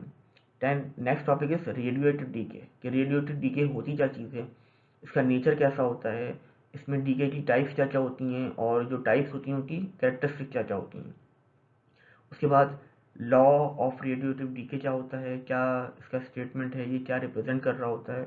उसके बाद हाफ लाइफ क्या चीज़ होती है, रेट ऑफ डीके क्या चीज़ होती है, वो सब हम इसमें स्टडी करेंगे। उसके बाद इसका लास्ट पार्ट है बायोलॉजिकल इफेक्ट ऑफ रेडिएशन। कि जो रेडिएशन इमिट हो रही होती है आपके पास न्यूक्लियस से या डीके की वजह से, तो उनका बायोलॉजिकल इफेक्ट क्या है, यानी उनका बायोलॉजिकल इम्पैक्ट क्या पड़ रहे होते हैं, ह्यूमन बॉडी के ऊपर क्या इम्पैक्ट पड़ेंगे, या नेचर के अंदर उनके क्या इम्पैक्ट पड़ रहे होते हैं। उसके बाद उन रेडिएशंस को मेडिकल यूजेस में किस तरीके से अप्लाई किया जा सकता है, यानी मेडिकल यूजेस क्या क्या उनके, यानी मेडिसिन के अंदर उनको किस तरीके से यूज, यानी रेडिएशन के से वैसे उनके इफेक्ट भी हैं, कुछ उनके नुकसान भी हैं और कुछ उनके फ़ायदे भी हैं। तो हमें वो देखने के कहाँ का यूज़ किया जाता है उन रेडिएशंस को मेडिकल पर्पज़ के लिए। ठीक है, तो ये हमारा टोटल 13 जो हमारे चैप्टर्स थे वो हमने देख लिया, उनके कंटेंट्स को। तो मैंने सिंप्लीफाई कोशिश की, जितना सिंप्लीफाई होके वो मैं कंटेंट यहाँ पे मेंशन मैंने कर सकता था, मैंने किया है, ताकि आपको एक क्लियर अंडरस्टैंडिंग हो कि आपने हर चैप्टर के अंदर कौन कौन से टॉपिक्स को स्टडी करना है फॉर योर प्रिपरेशन। ठीक है, तो ये हमने डिटेल ओवरव्यू हमने देख लिया तमाम चैप्टर्स का। अच्छा, अब हमारे पास है एक कंपैरिजन कि भाई हमने देख लिया, भाई हमने सिलेबस तो देख लिया, अब फिजिक्स के एमडी कैट के सिलेबस को हम कंपेयर कर रहे हैं इंडिविजुअल बोर्ड की टेक्स्ट बुक से। अब हमारे पास बेसिक 4 सेक्शन है, एक है सिंध बोर्ड, एक है Punjab board, then federal KP. अच्छा, फेडरल और केपी की बुक सेम होती है, ठीक है, फेडरल की बुक बोले या केपी के, एक ही बात है। उसके बाद है बलूचिस्तान बोर्ड। तो अच्छा, अब हमारे पास 13 चैप्टर्स हैं और मैंने हर चैप्टर को रेफर कर दिया कि हर पीएमडीसी के सिलेबस में जो चैप्टर है वो आपने अपनी टेक्स्ट बुक का कौन सा चैप्टर होगा, यानी आपने पीएमडीसी का सिलेबस का चैप्टर का नाम देख लिया, मिसाल के तौर पर फोर्स एंड मोशन। अब आपको ये बात पता होनी चाहिए कि आप जिस प्रोविंस से भी ताल्लुक़ रखते हैं उस प्रोविंस की बुक का कौन सा वो चैप्टर होगा, ये आपको लाजमी पता होना चाहिए। अब अगर मैं बात करें first chapter force and motion की, तो सिंध बोर्ड के जो स्टूडेंट्स हैं उनके लिए ये चैप्टर 2 चैप्टर में डिवाइड है, चैप्टर 3 एंड चैप्टर 4। अभी हमने पीछे स्टडी किया कि फोर्स एंड मोशन के अंदर दो दो पार्ट हैं, एक है मोशन इन वन डायमेंशन का और दूसरा है प्रोजेक्टाइल मोशन का। प्रोजेक्टाइल मोशन एग्जाम्पल है मोशन इन 2 डायमेंशन की। तो अगर सिंध बोर्ड के स्टूडेंट अपनी टेक्स्ट बुक रीड करेंगे तो वो चैप्टर नंबर 3 पढ़ेंगे। चैप्टर नंबर 3 में जिसका नाम मोशन है, उसमें मोशन इन वन डायमेंशन से रिलेटेड सारे टॉपिक्स मौजूद हैं पीएमडीसी सिलेबस वाले। अच्छा, अब जब प्रोजेक्टाइल मोशन की बारी आएगी तो प्रोजेक्टाइल मोशन के लिए सिंध बोर्ड के स्टूडेंट्स को चैप्टर नंबर 4 देखना पड़ेगा। उस चैप्टर नंबर 4 का नाम है मोशन इन 2 डायमेंशन। उसमें 2 टाइप्स हैं। मोशन इन 2 डायमेंशन में पहला पार्ट है प्रोजेक्टाइल मोशन का, दूसरा पार्ट है सर्कुलर मोशन का। तो जो प्रोजेक्टाइल मोशन वाला पार्ट है चैप्टर 4 के अंदर, वो आपका पीएमडीसी के फोर्स एंड मोशन के टॉपिक में कवर हो जाएगा। यानी सिंध बोर्ड के बच्चों को 2 चैप्टर देखने पड़ेंगे, चैप्टर नंबर 3 स्टडी करना पड़ेगा जिससे उनका मोशन इन वन डायमेंशन का पार्ट कवर हो जाएगा। देन चैप्टर 4 का जो पहला पार्ट है प्रोजेक्टाइल मोशन, वो स्टडी करेंगे तो ये आपका पूरा फोर्स एंड मोशन का चैप्टर कंप्लीट हो जाएगा एज पर पीएमडीसी सिलेबस। अच्छा, पंजाब बोर्ड के जो स्टूडेंट हैं उनकी फर्स्ट ईयर फिजिक्स का जो चैप्टर नंबर 3 है, वो उसका नाम वो स्टडी करना होगा उन्हें। उसमें फोर्स एंड मोशन, यानी उसके अंदर उनका पीएमडीसी सिलेबस के दोनों कंटेंट कवर हो जाएंगे, यानी उनका मोशन एंड वन डायमेंशन भी कवर हो जाएगा और प्रोजेक्टाइल, यानी एक ही चैप्टर के अंदर दोनों चीज़ें मौजूद हैं। सेम यही चीज़ फेडरल और केपी बोर्ड के अंदर की बुक के अंदर भी है कि उनकी फर्स्ट ईयर की बुक का चैप्टर नंबर 3 है, उसमें दोनों चीज़ें मौजूद हैं। उसी चैप्टर का नाम फोर्स एंड मोशन है और उसी के अंदर मोशन एंड वन डायमेंशन का कॉन्सेप्ट भी सारे गिवन है और प्रोजेक्टाइल भी। Same goes for Balochistan board. Balochistan board के अंदर भी फोर्स एंड मोशन के नाम से चैप्टर है, chapter number 3 first year physics का, और उसमें मोशन इन वन डायमेंशन भी इंक्लूड है और प्रोजेक्टाइल मोशन भी इसी चैप्टर में, यानी एक ही चैप्टर में गिवन है। यानी सिर्फ सिंध बोर्ड के बच्चों को 2 चैप्टर देखने पड़ेंगे, यानी चैप्टर 3 से उनको मिलेगा मोशन इन वन डायमेंशन का पार्ट और चैप्टर 4 में मिलेगा उनको प्रोजेक्टाइल मोशन। और बाकी जितने बोर्ड हैं उनको एक ही चैप्टर देखना है, कौन सा, चैप्टर नंबर 3। अच्छा, अगर हम वर्क एंड एनर्जी की बात करें, पीएमडीसी का जो सिलेबस का सेकंड चैप्टर है, सिंध बोर्ड के स्टूडेंट को ये चैप्टर मिलेगा आपको अपनी फर्स्ट ईयर फिजिक्स की बुक का chapter number 7, work power and energy के नाम से। तो उस चैप्टर के अंदर आपको ये सारे कंटेंट मिल जाएंगे जो पीएमडीसी सिलेबस के अंदर है। अगर हम पंजाब, फेडरल और बलूचिस्तान की बात करें तो यहाँ पर इन तीनों बोर्ड की बुक्स के अंदर चैप्टर नंबर 4 है जिसका नाम है वर्क एंड एनर्जी। तो चैप्टर नंबर 4 आप लोगों ने देखना होगा वर्क एंड एनर्जी के लिए। तो next one is rotational and circular motion. अच्छा, इस चैप्टर के अंदर मैंने एक्सप्लेन किया था, अगर जो सिंध बोर्ड के बच्चे हैं, चैप्टर 4 का नाम है मोशन इन 2 डायमेंशन। उसमें पहला पार्ट था प्रोजेक्टाइल का जो ऊपर कवर हो गया फोर्स एंड मोशन में। देन दूसरा पार्ट था सर्कुलर मोशन का। तो सर्कुलर मोशन के लिए उन्हें सिंध बोर्ड के बच्चों को चैप्टर 4 ही देखना होगा, लेकिन उसका पार्ट नंबर 2 जो कि सर्कुलर मोशन पे कंसिस्ट करता है।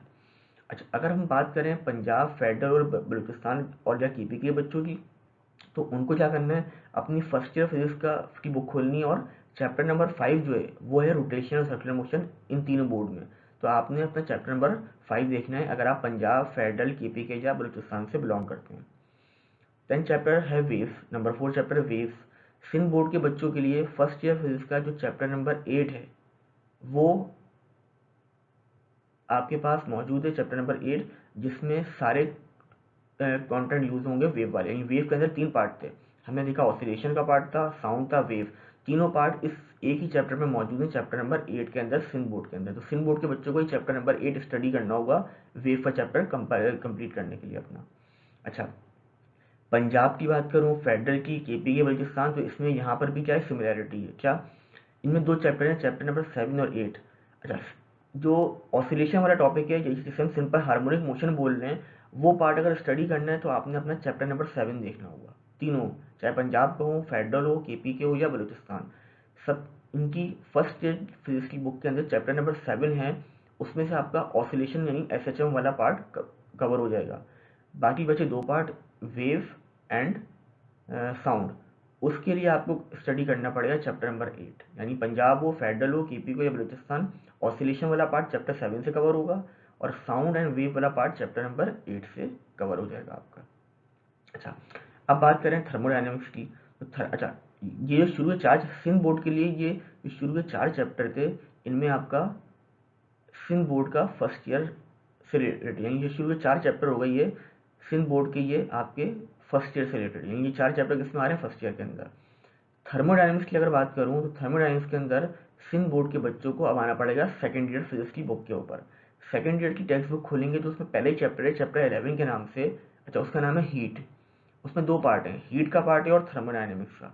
तो मैंने टॉपिक सारे मेंशन कभी हम डिस्कस किए पीछे कि हीट की बेसिक चीज़ें पढ़नी है और थर्मोडायनेमिक्स पढ़ना है। तो आपने सिंध बोर्ड के बच्चों को सेकेंड ईयर फिजिक्स की बुक का चैप्टर नंबर 11 स्टडी करना होगा। अच्छा, अगर हम बात करें पंजाब बोर्ड की, तो पंजाब बोर्ड के अंदर क्या है, तो थर्मोडायनेमिक्स का चैप्टर है, ये आपकी फर्स्ट ईयर फिजिक्स की बुक के अंदर मौजूद है। यानी आपने सेकेंड ईयर में नहीं जाना, सिंध बोर्ड के बच्चों को चैप्टर थर्मोडायनेमिक्स का चैप्टर पढ़ने के लिए कहाँ जाना पड़ेगा, सेकेंड ईयर बुक के ऊपर, जिसका चैप्टर नंबर 11 पढ़ना पड़ेगा।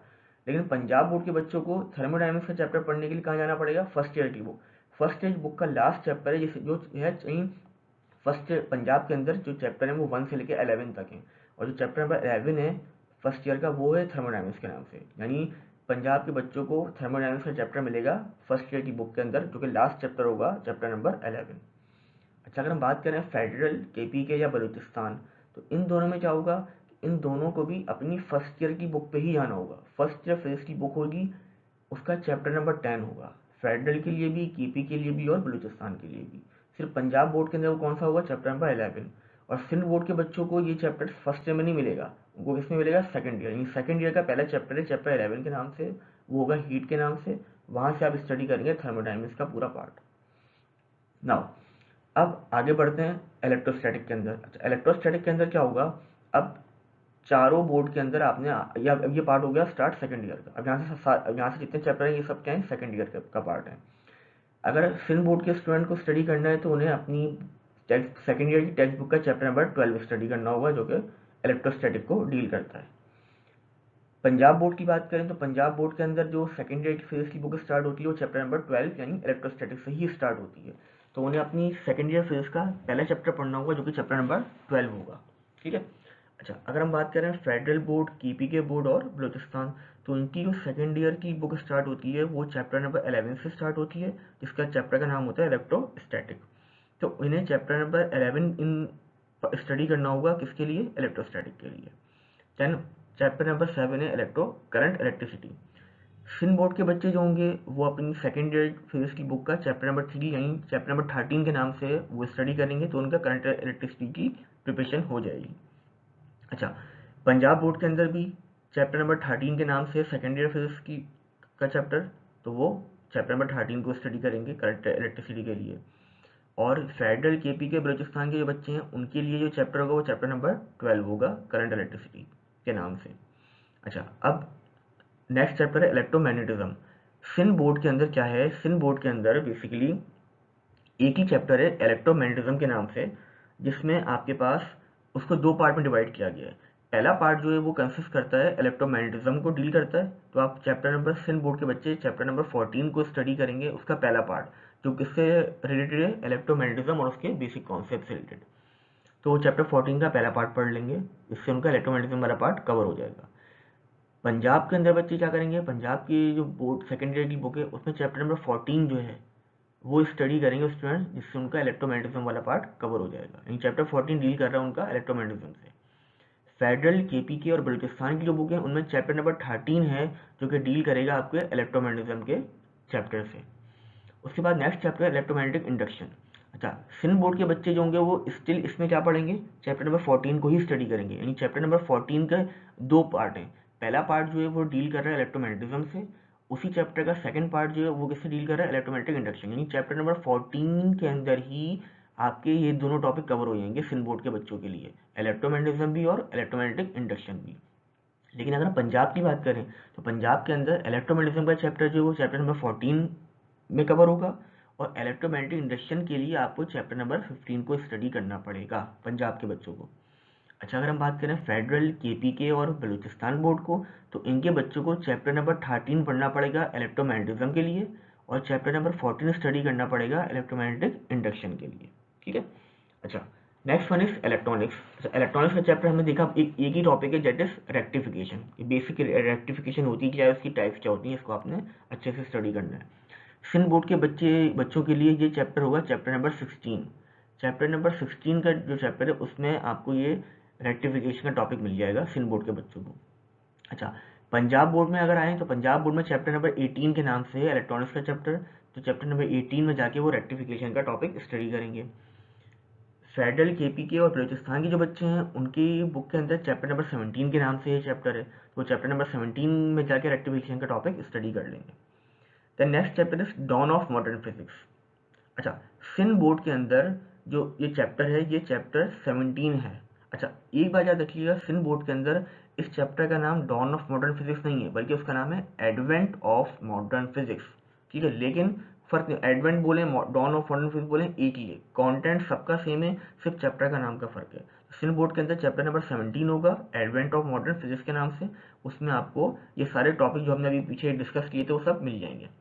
अच्छा, आगे बढ़ें पंजाब बोर्ड की, तो पंजाब बोर्ड में ये नाम डॉन ऑफ मॉडर्न फिजिक्स के नाम से ही है, और वो चैप्टर नंबर 19 है। ठीक है, फेडरल, केपीके और बलूचिस्तान के अंदर भी ये जो चैप्टर है ये डॉन ऑफ मॉडर्न फिजिक्स के नाम से ही है, और ये कौन से चैप्टर हैं दोनों के अंदर, चैप्टर नंबर 18। सिर्फ सिंध की बुक के अंदर इस चैप्टर का नाम क्या है, एडवेंट ऑफ मॉडर्न फिजिक्स, लेकिन टॉपिक्स और कॉन्टेंट सारा सेम है। अच्छा, नाउ टॉपिक नंबर 12 आपके पास क्या है, एटॉमिक स्पेक्ट्रा। तो एटॉमिक स्पेक्ट्रा अगर सिंध बोर्ड के बच्चे देखेंगे तो उनको अपनी सेकेंड ईयर फिजिक्स की बुक का चैप्टर नंबर 18 स्टडी करना होगा इस टॉपिक को स्टडी करने के लिए। जबकि पंजाब बोर्ड के जो बच्चे हैं उन्हें चैप्टर नंबर 20 के अंदर ये एटॉमिक स्पेक्ट्रा के टॉपिक्स मिल जाएंगे, तो चैप्टर नंबर 20 से वो प्रिपरेशन करेंगे। जबकि फेडरल, केपीके और बलूचिस्तान के जो बच्चे हैं उनकी बुक में उन्हें ये टॉपिक चैप्टर नंबर 19 में मिलेगा, एटॉमिक स्पेक्ट्रा का topic. Then last topic is nuclear physics. अच्छा, न्यूक्लियर फिजिक्स में हमने देखा था दो पार्ट थे। एक पार्ट है जिसमें हम बेसिक न्यूक्लियस को स्टडी कर रहे हैं, देन हम रेडियो एक्टिविटी और रेडियो एक्टिविटी का जो फिनोमिना है, उसकी टाइप्स हैं उनको स्टडी कर रहे हैं, उनके प्रोसेस को, प्लस आखिर में आके बायोलॉजिकल यूजेस जो हैं, बायोलॉजिकल इम्पैक्ट रेडिएशन के वो हम स्टडी करेंगे। तो अब सिंध बोर्ड के बच्चे जो है ना बेसिकली दो चैप्टर्स हैं आपके पास। चैप्टर नंबर 19 होगा जो कि डील कर रहा होगा फर्स्ट पार्ट से, डेट इज न्यूक्लियस के बारे में, रेडियो एक्टिविटी के बारे में, रेडियो एक्टिव डीके के बारे में, law of radioactive decay के बारे में। ये सब जो चीज़ें होंगी ये आपकी डील कर रही होंगी चैप्टर नंबर 19 से सिंध बोर्ड के अंदर। और जो बायोलॉजिकल इफेक्ट हैं, बायोलॉजिकल यूजेस हैं, रेडिएशंस के इम्पैक्ट हैं, उनको जो स्टडी, इनका जो टॉपिक्स हैं वो आप अपने सिंध बोर्ड के बच्चे चैप्टर नंबर 20 से स्टडी करेंगे कि न्यूक्लियर रेडिएशंस के जो इम्पैक्ट हैं वो चैप्टर नंबर 20 में उनको मिल जाएंगे। तो सिंध बोर्ड के बच्चों को चैप्टर नंबर 19 एंड 20 दोनों स्टडी करने होंगे, यानी जो टॉपिक्स हैं उन दो आपको दो चैप्टर में मिलेंगे। ठीक है, तो 19 और 20 से आपको ने प्रिपरेशन करना है न्यूक्लियर फिजिक्स के चैप्टर को। अच्छा, पंजाब बोर्ड की बात करें तो पंजाब के बच्चों को पंजाब के अंदर न्यूक्लियर फिजिक्स के नाम से एक ही चैप्टर है, और उसी एक चैप्टर के अंदर न्यूक्लियस के बारे में, रेडियो एक्टिविटी के बारे में और बायोलॉजिकल इफेक्ट ऑफ रेडिएशन, तमाम टॉपिक्स एक ही चैप्टर में इंक्लूड है। वो कौन सा chapter number 21। Same goes for federal, KPK and Balochistan. Federal, KPK, Balochistan के अंदर न्यूक्लियर फिजिक्स के नाम से चैप्टर है, वो चैप्टर नंबर 20 है। ठीक है, फेडरल में भी चैप्टर 20 है, केपीके में भी और बलूचिस्तान में भी, और नाम क्या है, न्यूक्लियर फिजिक्स। अच्छा, यहाँ पर भी सेम वही चीज़ है, एक ही चैप्टर के अंदर सब चीज़ें मौजूद हैं। आपका न्यूक्लियस के बारे में जितने इन्फॉर्मेशन है, रेडियोएक्टिविटी के बारे में, टाइप्स ऑफ रेडिएशन के बारे में, और बायोलॉजिकल इफेक्ट ऑफ रेडिएशन, ये सब के सब क्या है, आपका एक ही चैप्टर में इंक्लूड है। सिर्फ सिन बोर्ड के अंदर क्या होगा, आपने आपने चैप्टर 19 भी स्टडी करना है, चैप्टर 20 भी आपने स्टडी करना होगा। ये हमने एक कंपैरिजन देख लिया कि जो आपका पीएमडीसी का फिजिक्स का सिलेबस था वो, और जो डिफरेंट बोर्ड्स की टेक्स्ट बुक्स की, तो आपने मैंने अब यहाँ से हर बोर्ड का बच्चा यहाँ से क्लियरली देख सकता है कि उसने पीएमडीसी सिलेबस में को अपनी टेक्स्ट बुक से किस तरीके से प्रिपेयर करना है। ठीक है, तो आई होप ये कि तमाम बोर्ड के स्टूडेंट्स के लिए ये अभी क्लियर हो गया होगा कि उन्हें कहाँ से पढ़ना है और कौन सा चैप्टर पढ़ना है और किस चैप्टर से उनका कौन सा पीएमडीसी का टॉपिक कवर हो जाएगा। ठीक है, तो आई होप ये क्लियर पिक्चर, एक क्लियर कंपैरिजन मिल गया होगा तमाम स्टूडेंट्स को। ठीक है, अच्छा भाई आगे बढ़ते हैं। अब सबसे इम्पोर्टेंट सवाल जो बच्चों का होता है वो क्या होता है कि किस तरीके से पढ़ना है। अच्छा, टेक्स्ट बुक जो होती है, टेक्स्ट बुक पढ़ना बहुत मुश्किल काम होता है सबसे ज़्यादा। तो टेक्स्ट बुक में क्योंकि नोट्स बच्चों को आदत होती है शुरू से नोट्स की, या टीचर ने क्लास में नोट दे दिए प्रिंटेड फॉर्म में या क्लास में लिखवा दिए, वो पढ़ना आसान होता है। अब क्योंकि टेक्स्ट बुक रीडिंग की आदत पड़ी हुई नहीं होती। अच्छा, बायोलॉजी और केमिस्ट्री में तो हम क्योंकि कॉन्सेप्चुअली पढ़ रहे होते हैं, तो हमें शुरू से आदत होती है बुक रीडिंग की, हम पढ़ लेते हैं। लेकिन फिजिक्स की टेक्स्ट बुक जो होती है, क्योंकि फिजिक्स में डेरिवेशंस होती हैं, न्यूमेरिकल्स होते हैं, तो हमने इतना टेक्स्ट बुक को रीड नहीं किया हुआ होता अपने इंटरमीडिएट में, यानी फर्स्ट ईयर सेकंड ईयर के दौरान। तो लेकिन एमडी गेट के प्रिपरेशन के अंदर हमें टेक्स्ट बुक को रीड करना पड़ता है, क्योंकि टेक्स्ट बुक सबसे इंपॉर्टेंट चीज़ होती है आपकी। तो अब यहाँ पर मैंने एक समराइज करके एक मैंने इन्फॉर्मेशन लिख दी है कि जब आप अपनी फिजिक्स की टेक्स्ट बुक रीड करेंगे, आपने क्या क्या रीड करना है, और यही चीज़ रीड करनी है क्योंकि यही एमसीक्यूज में आएंगी। इसके अलावा क्योंकि देखिए ये एमसीक्यूज बेस्ड पेपर होगा, तो यहाँ पर इंटरमीडिएट की तरह आपकी कोई डेरिवेशन नहीं आएंगी, कोई लेंथी न्यूमेरिकल्स आपको सॉल्व करके नहीं दिखाने होंगे पेज के ऊपर। ठीक है, कोई डेटा बना कर नहीं दिखाना, कुछ नहीं करना होगा, ना कोई आपने कोई रीजनिंग कुछ नहीं लिखनी होगी। यहाँ पे एमसीक्यूज आएंगे, आपने सही अपनी बबल शीट के अंदर सही ऑप्शन को आपने सर्किल कर देना होगा, और इससे आप सही आपको उसकी बेस पे मार्क्स मिल जाएंगे। अच्छा, अब जब टेक्स्ट बुक रीड करनी है तो देखिए एमसीक्यूज जो आएगा ना, वो कोई डेरिवेशन नहीं आएगी या कुछ ऐसी चीज़ न्यूमेरिकल नहीं आएगा लेंथी कोई सॉल्व करने के लिए पूरा पूरा कि आप सॉल्व करके दिखाएं उसके नंबर मिलेंगे पूरे स्टेप बाय स्टेप, नहीं। अब टेक्स्ट बुक में क्या चीज़ें रीड करनी है वो यहाँ पे क्लियरली मैंने मेंशन है। और अब जब आप टेक्स्ट बुक रीड करना स्टार्ट करेंगे तो यही सारी चीज़ें आप अपनी रीडिंग के दौरान हाईलाइट करेंगे, और इन चीज़ों को रीड करना है आपने। क्या क्या, सबसे पहले आपने जितनी डेफिनेशंस होती हैं, जितने आपकी टॉपिक्स हैं जो पीएमडीसी सिलेबस के अंदर, उनकी तमाम डेफिनेशंस आपको पता होनी चाहिए हर टॉपिक की। उसके बाद कोई आप किसी भी फिजिकल क्वांटिटी को स्टडी कर रहे हैं, मिसाल के तौर पे आप फोर्स पढ़ रहे हैं, तो आपको पता होना चाहिए इसका यूनिट क्या होता है, फिर उसकी डायमेंशन क्या होती है, फिर जो भी आप चीज़ पढ़ रहे हैं डेफिनेशन पढ़ी, उसकी यूनिट्स क्या होती हैं, डायमेंशन क्या होती हैं, फिर उसका फॉर्मूला क्या होता है, फिर जितनी इक्वेशंस आपके पास आ रही हैं, इक्वेशंस कौन कौन सी इक्वेशंस क्या हैं, फिर आपके पास कुछ लॉज और होंगे आपके पास। ठीक है, मुख्तलिफ लॉ होते हैं आपके पास, हमने अभी भी देखा, हमने ओम्स लॉ देखा, कूलम्स लॉ देखा, तो ये सारे लॉज हैं। तो लॉ क्या होते हैं, उनकी स्टेटमेंट्स क्या होती हैं, फिर कुछ पॉस्टुलेट्स होते हैं आपके पास। बोहर्स का एटॉमिक मॉडल है एटॉमिक स्पेक्ट्रा के अंदर, तो उसके पॉस्टुलेट्स क्या होते हैं, वो पॉस्टुलेट्स पता होने चाहिए। फिर आपके पास वैल्यू ऑफ कांस्टेंट, अच्छा मुख्तलिफ कांस्टेंट होते हैं, मिसाल के तौर पे ये एक्सेलरेशन ड्यू टू ग्रेविटी होती है स्मॉल जी, उसकी वैल्यू होती है 9.8 मीटर पर सेकंड स्क्वायर या 10 मीटर पर सेकंड स्क्वायर। इसके अलावा मुख्तलिफ कांस्टेंट है, कूलम्स कांस्टेंट है, उसकी वैल्यू होती है 9x/9। अच्छा, तो आपको ये वैल्यू ऑफ कांस्टेंट जो होती हैं ये सारी याद होनी चाहिए आपको। तो ये आगे फर्दर वीडियोस में भी कांस्टेंट की वैल्यूज़ के ऊपर भी मैं डिस्कस करूंगा। तो ये कांस्टेंट की वैल्यू क्या होनी चाहिए, बेसिक लिमिटेड चंद गिनती के कांस्टेंट है, 10-15 वैल्यूज़ होनी मुश्किल से जो आपको याद होनी चाहिए। ठीक है, मिसाल के तौर पे चार्ज ऑफ इलेक्ट्रॉन क्या होता है, ये कांस्टेंट वैल्यू ये आपको पता होना चाहिए, या मास ऑफ इलेक्ट्रॉन क्या है, तो ये फिक्स वैल्यूज है, तो ये कांस्टेंट वैल्यूज हैं, तो ये आपको याद होनी चाहिए, ये आपको एमसीक्यू में पूछी जा सकती हैं। अच्छा, next one is working principle. कोई भी चीज़ है, मिसाल के तौर पे आपके पास ट्रांसफार्मर है, ट्रांसफार्मर का वर्किंग प्रिंसिपल क्या है, या जनरेटर है उसका वर्किंग प्रिंसिपल क्या है, तो ये आपको पता होना चाहिए। आपके पास सवाल आ सकता है कि transformer works on the principle of dash, तो आपको ये तमाम जितनी भी चीज़ें हम स्टडी करेंगे कोर्स कंटेंट की, आपको सब चीज़ों के वर्किंग प्रिंसिपल भी पता होने चाहिए अगर आप किसी प्रोसेस या किसी टाइप की बात कर रहे हैं, किसी इंस्ट्रूमेंट की। अच्छा, फिर एग्जाम्पल्स क्या होती हैं, मिसाल के तौर पे हमने प्रोजेक्टाइल मोशन का हमारा चैप्टर है, तो प्रोजेक्टाइल मोशन है, उसकी क्या क्या एग्जाम्पल्स होती हैं वो आपको पता होना चाहिए। मुख्तलिफ चीज़ें हैं, मुख्तलिफ टॉपिक्स होंगी, तो सबकी कुछ ना कुछ एग्जाम्पल्स गिवन होंगी, तो आपको एग्जाम्पल्स भी सबकी पता होनी चाहिए। अच्छा, फिर देन यूजेस, कोई ऐसी चीज़ है, कोई आप इंस्ट्रूमेंट के बारे में पढ़ रहे हैं, कोई ऐसी चीज़ पढ़ रहे हैं जिसके यूजेस गिवन है, तो आपको वो यूजेस भी पता होने चाहिए कि वो किस किस पर्पज़ के लिए वो चीज़ यूज़ हो सकती है, वो पूछा सकते हैं इंस्टीट्यूट के अंदर आपसे यूजेस। फिर एप्लीकेशन हैं, कोई कोई प्रोसेस था, कोई डिवाइस थी, वो किस किस जगह अप्लाई की जा सकती है, उसकी एप्लीकेशन कहाँ कहाँ है, ये आपसे ये बुक में मौजूद होती हैं चीज़ें, वो आपने पढ़नी है। कि फॉर एग्जांपल कोई प्रोसेस पढ़ा, उसकी क्या क्या एप्लीकेशन हैं वो आपने देख ली। जैसे डोपलर इफेक्ट हमने देखा था, डोपलर इफेक्ट को हमने चैप्टर वीएफ चैप्टर में हमारा टॉपिक था डोपलर इफेक्ट। तो डोपलर इफेक्ट की मुख्तलिफ एप्लीकेशन हैं, तो आपको वो पता होनी चाहिए, वो एमसीक्यू से पूछी जा सकती हैं कि आप एप्लीकेशन दे दी, इनमें से पूछ रहे हैं कौन सी करेक्ट एप्लीकेशन है डोपलर इफेक्ट की, या कौन सी एप्लीकेशन नहीं है, तो ये पूछा जा सकता है। फिर कैरेक्टरिस्टिक हैं, अब आप मुख्तलिफ हैं, मिसाल के तौर पर अभी हमने देखा रेडियो एक्टिव डीके होता है, उसमें अल्फा बीटा गामा 3 रेज होती हैं, तो तीनों रेज की अपनी अपनी कुछ कैरेक्टरिस्टिक्स होती हैं, तो वो पूछी जा सकती हैं। आपको मुख्तलिफ कैरेक्टरिस्टिक देगी, उनसे पूछेंगे करेक्ट कैरेक्टरिस्टिक कौन सी है अल्फ़ा की, या कौन सी नहीं होती है, तो ये पूछ सकते हैं।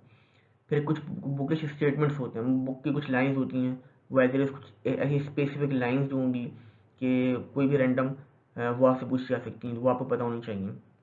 अच्छा, depending factors of physical quantity, कि कोई भी फिजिकल क्वांटिटी है, फिजिकल क्वांटिटी वो क्वांटिटी कहलाती है जिसे हम मेजर कर सकते हैं। मिसाल के तौर पर मास को मेजर कर सकते हैं किलोग्राम के अंदर क्वांटिटी। तो अब मिसाल कोई भी फिजिकल क्वांटिटी है वो किन फैक्टर्स पे डिपेंड कर रही है, यानी वो कोई मिसाल के तौर पे कोई एक क्वांटिटी है, वो कौन कौन से फैक्टर्स हैं जिन पर वो डिपेंड कर रही है, कि उन फैक्टर्स को चेंज होने पे ये भी चेंज हो जाएगी, तो ये कहलाते हैं डिपेंडिंग फैक्टर्स, तो ये आपको पता होना चाहिए। अच्छा, फिर है डायरेक्ट और inverse relation between physical quantities. अब रिलेशन दो टाइप के होते हैं कि डायरेक्ट और इनवर्स। डायरेक्ट का मतलब क्या है कि अगर एक चीज़ की वैल्यू बढ़ रही है, एक क्वांटिटी की वैल्यू बढ़ रही है, तो अगली की भी क्या होगी, बढ़ जाएगी। अगर और इनवर्स का मतलब क्या होता है कि एक की क्वांटिटी की बढ़ रही है तो दूसरे की कम हो रही होगी, या अगर एक की क्वांटिटी कम हो रही है दूसरे की बढ़ रही होगी, ये इनवर्स रिलेशन। तो ये आपको पता होना चाहिए कि दो फिजिकल क्वांटिटीज हैं, उनके दरमियान कैसा रिलेशन है, आइदर डायरेक्ट है या इनवर्स, ये पता होना चाहिए। Plus relation and conversion between two physical quantities, अगर दो फिजिकल क्वांटिटीज हैं तो उनका आपस में रिलेशन क्या है, उनको किस तरीके वो क्या किस तरह रिलेट कर रही हैं, या एक फिजिकल क्वांटिटी से दूसरी फिजिकल क्वांटिटी में जाने के लिए किस तरीके से उसको कन्वर्ट कर सकते हैं, ये कन्वर्जेंस भी आपको पता होनी चाहिए। ठीक है।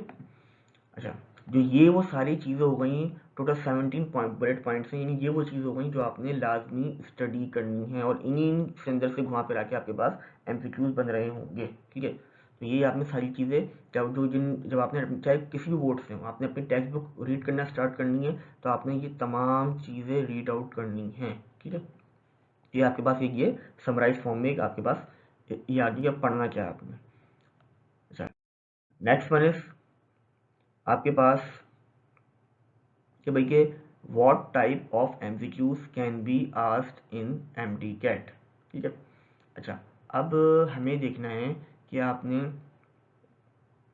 कि what type of MCQs can be asked in MD CAT. अच्छा, अब तो हमने पीछे देखे थे दो टाइप के एमसीक्यूज हमने देखे थे, कि एक थे रिकॉल टाइप और दूसरे थे एप्लीकेशन टाइप।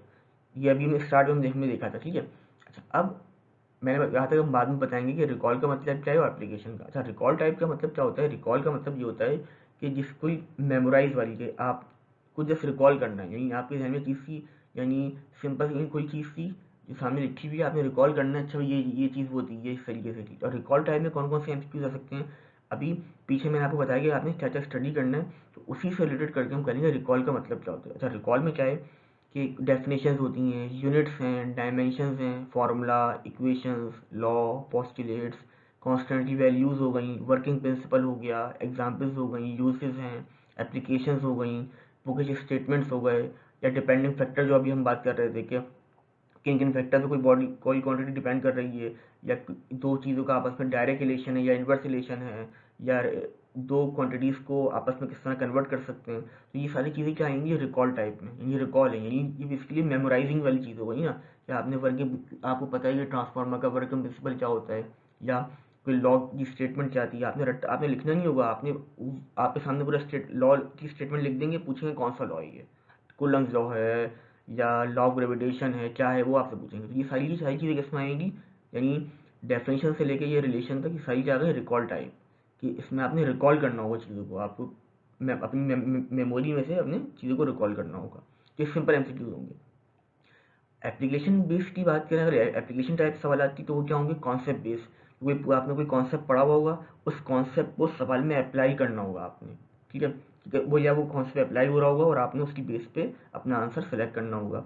या ग्राफ बेस्ड एमसीक्यूज, अभी हमने देखा था पीछे, हमने काइनेमेटिक्स ग्राफ की बात की थी। काइनेमेटिक्स के ग्राफ आपसे पूछा जा सकते हैं। ग्राफ दे दिया, पूछेंगे भाई कि बताएं, या मिसाल के तौर पे बॉडी कांस्टेंट स्पीड से मूव कर रही है, बताएं उसका ग्राफ क्या होगा।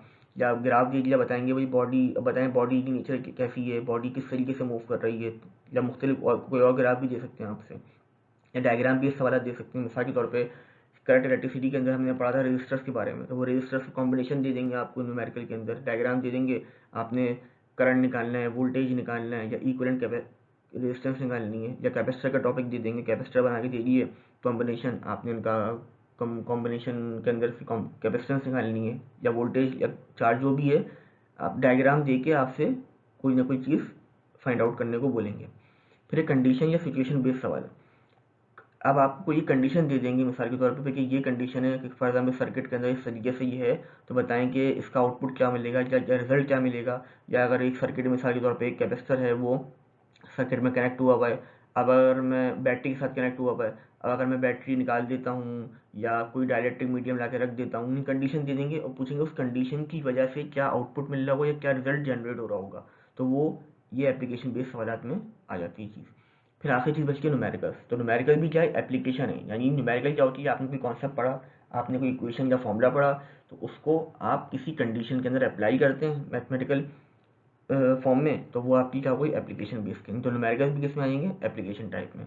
तो ये हमने एक ब्रीफ ओवरव्यू देख लिया कि रिकॉल टाइप के अंदर क्या क्या चीज़ें आएंगी और एप्लीकेशन टाइप का मतलब क्या है, उसमें किस किस तरह के सवाल पूछे जा सकते हैं, ठीक है। तो आई होप एक एमसीक्यूज का एक जो एक जहन में होता है कि किस तरह के एमसीक्यूज आएंगे, तो वो एक कॉन्सेप्ट क्लियर हो गया होगा कि रिकॉल टाइप में ये एमसीक्यूज आएंगे और एप्लीकेशन के अंदर इस तरह के एमसीक्यूज आएंगे, ठीक है। अच्छा भाई, आगे बढ़ते हैं। अभी हम एग्जाम्पल्स की बात कर रहे थे, मैंने कुछ एग्जाम्पल समराइज किए। मिसाल के तौर पे जो हमने पीछे पढ़ा वही मैंने यहाँ मेंशन किया। मिसाल के तौर पे डेफिनेशन कि भाई कि अगर दो कॉइल्स, ये बेसिकली म्यूचुअल इंडक्शन की भी डेफिनेशन लिखी हुई है। आपको सवाल में पूरी इफ से लेके इज नोन एज तक आगे ये सवाल में लिखा आएगा और आगे डैश लगा हुआ होगा और लिखा होगा भी बताएं क्या है, म्यूचुअल इंडक्शन है, सेल्फ इंडक्शन है, या कुछ भी दो तीन ऑप्शन दे दिए, तो आंसर क्या होगा, म्यूचुअल इंडक्शन। तो पूरी यही डेफिनेशन इस तरह एमसीक्यू में पूछी जाएगी। फिर यूनिट आपसे पूछ लिया जाएगा भी SI unit of angular acceleration is dash, तो आपको चार ऑप्शन होंगे, आपने करेक्ट ऑप्शन पर टिक कर देना होगा। या डायमेंशन की बात करें तो डायमेंशन मोमेंटम आर डैश, चार ऑप्शन होंगे, आपने करेक्ट ऑप्शन टिक कर देंगे। इसी तरीके से formula momentum is defined as, फिर चार ऑप्शन होंगे, mass into velocity, mass into acceleration, तो आपने करेक्ट ऑप्शन को टिक कर देना है। या इक्वेशन ऑफ मोशन से रिलेटेड सवाल आ सकते हैं, तो आपका तीन इक्वेशन ऑफ मोशन है, तो आप पूछ सकते हैं भाई इक्वेशन ऑफ मोशन कौन सी इक्वेशन ऑफ मोशन नहीं है। हो सकता है चार इक्वेशन दे दें या पांच और में से एक गलत हो, तो आपको बताना होगा ये इक्वेशन ऑफ मोशन नहीं है। या उससे और मुख्तलिफ मॉडिफाइड फॉर्म में सवाल पूछे जा सकते हैं इक्वेशन से रिलेटेड। देन आपके पास है लॉ। अब ये मेरे पास कूलम्स लॉ की स्टेटमेंट है, आपके पास पूरी स्टेटमेंट लिख देंगे और आपसे पूछेंगे भाई बताओ कौन सा लॉ है, तो आखिर में आपने सही टिक करना होगा। तो आपके पास कौन सा है, कूलम्स लॉ, या जो भी ऑप्शन गिवन होगा स्टेटमेंट दे देंगे और पूछेंगे कौन सा लॉ है। फिर पॉस्टुलेट, बोलेंगे भाई according to Bohr's theory of hydrogen atom, मुख्तलिफ पॉस्टुलेट लिख देंगे, उसमें कुछ सही होंगे कुछ गलत। तो हो सकता है आपसे पूछें भाई कि इनमें से कौन सा गलत लिखा है पॉस्टुलेट, या चार गिवन है, तीन तीन गलत लिखे होंगे, कोई एक सही लिखा हुआ होगा पॉस्टुलेट, वो बोलेंगे बताएं इनमें से करेक्ट पॉस्टुलेट कौन सा है, ठीक है। देन वर्किंग प्रिंसिपल, सवाल आ जाएगा भैया transformer works on the principle of dash, चार ऑप्शन गिवन होंगे, तो आपको करेक्ट ऑप्शन टिक करना होगा। फिर value of constant, the magnitude of charge on electron is dash, तो अब हमने कहा भाई कि आपको दे देंगे भाई चार्ज क्या होता है इलेक्ट्रॉन में, डैश मुख्तलिफ वैल्यूज देंगे, करेक्ट ऑप्शन आपने टिक करना होगा। देन एग्जाम्पल्स, आपसे बोलेंगे following are the examples of projectile motion, ये तीन एग्जाम्पल दिए नहीं, आप पूछेंगे कौन सा सही है, किसे पहला आधा सही है, दूसरा सही है, या तीनों के तीनों सही हैं। तो हो सकता है उसमें से दो सही दे दें या गलत दे दें, तो मुख्तलिफ तरीके से आपको सवाल पूछे जा सकते हैं। अच्छा, आगे बढ़ते हैं। यूजेस की बात करें तो आपसे पूछा जा सकता है भाई यूजेस ऑफ रेडिएशन, कौन कौन से रेडिएशन के यूजेस हैं। अब हो सकता है चार में से कोई दो सही दे दें, हो सकता है चारों सही दे दें, तो आप लिख देंगे ऑल ऑफ दीज। या अगर खाली हो सकता है चार में से कोई तीन गलत हो, सिर्फ एक ही सही है, तो आप उस एक को टिक करेंगे। देन एप्लीकेशन, इस तरह सवाल पूछा जा सकता है कि which of the following are application of Doppler effect, उसमें हो सकता है आपको चार दे दें, चार में से 3 गलत हो, 1 सही हो। या ये पूछ सकते हैं कि कौन सी एप्लीकेशन डॉपलर इफेक्ट की नहीं है, 4 में से 3 सही दे देंगे, 1 गलत दे देंगे। तो गलत वाले आपको टिक करना, बताना होगा कि कौन सी एप्लीकेशन नहीं होती है। देन कैरेक्टरिस्टिक, मिसाल के तौर पर बीटा रेस के बारे में बात की गई है, बोला हुई सेम बोला गया भी कि इन ये 4 कैरेक्टरिस्टिक गिवन है, इनमें से कौन सी कैरेक्टरिस्टिक बीटा रेटिंग नहीं होती है। तो आप जो नहीं होती होगी गलत, वो आप टिक कर देंगे। या बुकिश स्टेटमेंट, अब मिसाल के तौर पर यहाँ बोला भाई when a force act at right angle to displacement the work is dash, कि अगर फोर्स और डिस्प्लेसमेंट 90 डिग्री बना रहे हों तो वर्क क्या होता है। आपको ये बुक की एक लाइन है बेसिकली, ठीक है आपकी। तो अब आपसे पूछ रहे हैं वर्क क्या होगा, 0 है, पॉजिटिव है, 1 है, इन्फिनिटी है, क्या है, जो भी करेक्ट ऑप्शन है वो आप टिक कर देंगे। Then depending factors of a physical quantity, अब जैसे में लिखा हुआ है मैग्नेटिक फील्ड जो होती है वो, मैग्नेटिक फील्ड होती है ये वो रीजन होती है जहाँ पे मूविंग चार्ज या मैग्नेट एक फोर्स एक्सपीरियंस करे। अब ये फोर्स जो होती है 3 चीज़ों पर डिपेंड करती है, मैग्नेटिक फील्ड ऑफ इंडक्शन के ऊपर, स्पीड ऑफ मूविंग चार्ज के ऊपर और मैग्नीट्यूड ऑफ चार्ज के ऊपर। यानी ये फोर्स 3 चीज़ों पर डिपेंड कर रही है, तो ये आपको पता होना चाहिए। अब आपसे पूछ सकता है कि दिस फोर्स डिपेंड्स अपॉन, तो या इस तरह पूछ सकते हैं this force does not depend upon.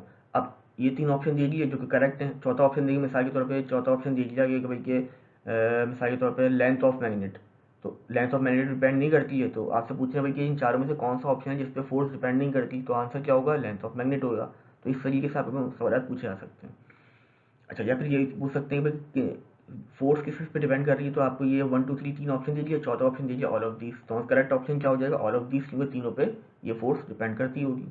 तो इस तरीके से मुख्तलिफ तरीके से वो सवाल किसी भी फॉर्म में दे सकते हैं। फिर आ गया डायरेक्ट और इन्वर्स रिलेशन।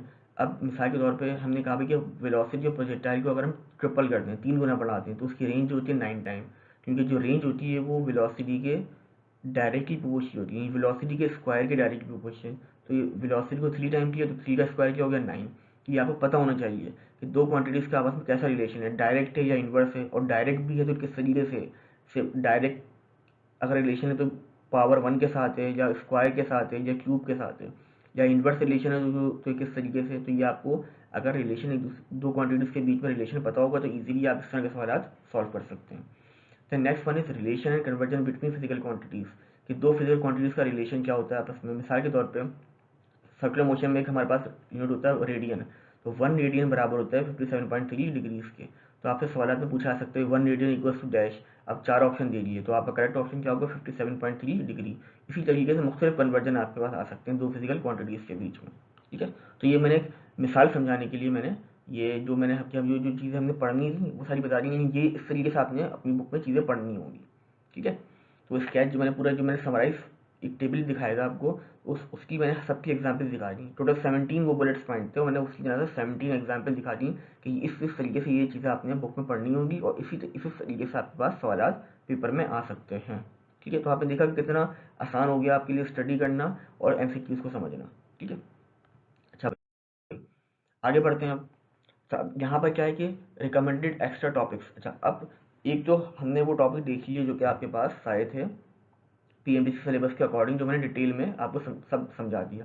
अब कुछ एक्स्ट्रा टॉपिक हैं जो आपने स्टडी करने हैं फिजिक्स के लिए, जो मैं रिकमेंड करूँगा आपको ताकि आपकी प्रिपरेशन अच्छी हो सके। पहला टॉपिक है डायमेंशंस का। अच्छा, डायमेंशन देखिए कोई हार्ड एंड फास्ट चीज़ नहीं है, पीएमडीसी सिलेबस में डायरेक्टली नहीं है, लेकिन क्या है भाई जितनी भी चीज़ें फिजिकल क्वांटिटी आप स्टडी करेंगे उनके यूनिट्स भी पढ़ेंगे।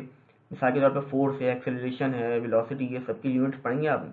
जब आपको यूनिट पता है किसी क्वांटिटी का तो आप इजीली इसकी डायमेंशन भी निकाल सकते हो। डायमेंशन कोई मुश्किल चीज़ नहीं है। तो आप क्वांटिटी की यूनिट भी आपको पता होनी चाहिए और उसकी डायमेंशन भी। याद नहीं भी हो तो आप इजीली फाइंड आउट कर सकते हैं अगर आपको यूनिट पता हो। Then basic of vectors. अच्छा, वेक्टर का जो चैप्टर है वो डायरेक्टली हमारे कोर्स में इंक्लूड नहीं है, लेकिन जब आप फोर्सेस की बात करेंगे या कुछ चैप्टर्स की बात करेंगे तो आपको वेक्टर की बेसिक नॉलेज होना चाहिए। तो ये वेक्टर जो होती है ना, कि वेक्टर होता क्या है, वेक्टर की एडिशन किस तरीके से होती है, और आपके पास वेक्टर के कंपोनेंट्स क्या क्या होते हैं। तो ये बेसिक जो, या डॉट प्रोडक्ट हो गया, क्रॉस प्रोडक्ट, ये बेसिक जो वेक्टर की बेसिक है ना, आप बहुत डिटेल में नहीं पढ़ना है, आपने सिर्फ बेसिकली वेक्टर्स की बेसिक जो है ना वो आपने स्टडी करनी है अपनी टेक्स्ट बुक से, ठीक है। अच्छा, उसके बाद ट्रिग्नोमेट्रिक फंक्शंस कौन कौन से होते हैं, उनकी वैल्यूज़ क्या होती हैं। मतलब साइन थीटा है, कॉस थीटा है और टेन थीटा है, कि अगर साइन 0 हो तो क्या वैल्यू हो, इस तरह 0 डिग्री पे, 90 पे, 45 पे, 60 पे, इन सब पे आपको वैल्यूज़ याद होने चाहिए। आप इस चीज़ पर डिपेंड ना करें कि आपको MD-CAT में एग्जामिनर आपको पेपर में वैल्यू देगा, नहीं, आपको ये वैल्यूज़ याद होनी चाहिए, आपकी फिंगर टिप्स होनी चाहिए। अच्छा, उसके बाद कुछ मैथमेटिकल फॉर्मूलाज और रिलेशन हैं। अच्छा, कुछ कुछ जगहों पे आप जब सॉल्व कर रहे होंगे तो कहीं पे आपको पाइथागोरस थ्योरम यूज़ करना पड़ेगा, आपको कुछ कई जगहों पे स्क्वायरिंग के फॉर्मूलाज यूज़ करने पड़ेंगे, तो आपको कुछ बेसिक जो मैथमेटिक्स होती है ना वो आपको आनी चाहिए, या मैथमेटिकल रिलेशन जो है वो आपको पता होनी चाहिए। मिसाल के तौर पर सर्कमफेरेंस ऑफ सर्किल का फॉर्मूला क्या होता है, वॉल्यूम ऑफ स्क्वायर क्या होता है, वॉल्यूम ऑफ क्यूब क्या होता है, वॉल्यूम ऑफ सर्किल क्या फॉर्मूला क्या होता है, तो या एरिया का फॉर्मूला क्या होता है। तो ये बेसिक मैथमेटिकल चीज़ें जो आपको पता होनी चाहिए, जो कि आपको हेल्प आउट करेंगी आपको न्यूमेरिकल्स के अंदर। तो ये रिकमेंडेड एक्स्ट्रा टॉपिक्स हो गए जो आपने स्टडी करने हैं लास्ट में। अच्छा, फिर रिकमेंडेड टेक्स्ट बुक की बात करें तो हमारे पास 4 बुक्स हैं। एक सिन board text book, then federal, मैंने बताया था कि फेडरल और केपी की बोर्ड की बुक्स क्या होती हैं, सेम होती हैं।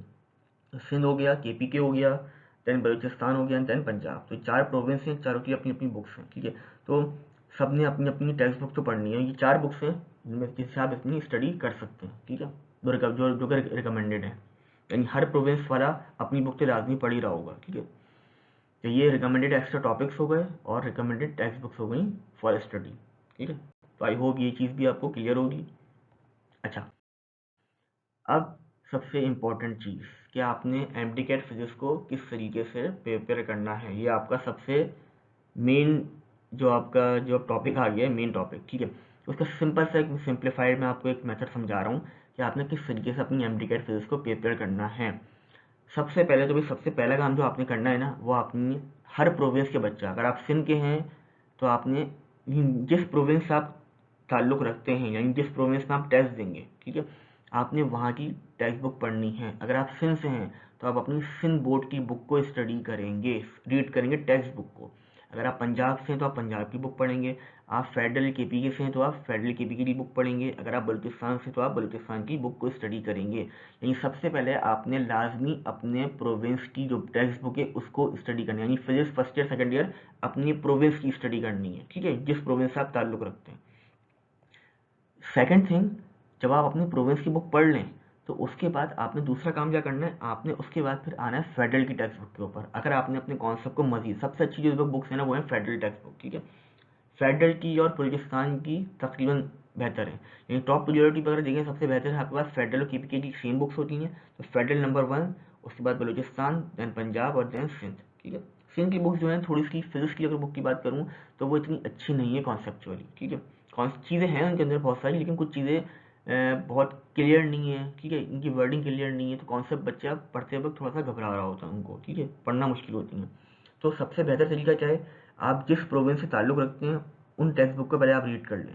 उसके बाद हेल्प आउट के लिए, कॉन्सेप्ट बिल्डिंग के लिए आप लाजमी किस पे चले जाएं, फेडरल टेक्स्ट बुक के ऊपर, यानी उन PMDC के उन टॉपिक्स को जो आपने अपनी टेक्स्ट बुक से पढ़े थे अब आपने फेडरल टेक्स्ट बुक से रीड आउट कर लेने, ताकि आपके कॉन्सेप्ट और मजीद क्लियर हो जाए। तो बेस्ट कॉम्बिनेशन क्या हो गया, अपनी प्रोविंशियल टेक्स्ट बुक पढ़नी है आपने, जिस अगर आप फेडरल से हैं तो फिर ज़रूरत ही नहीं, फिर तो आपने खाली फेडरल पढ़ लेनी है।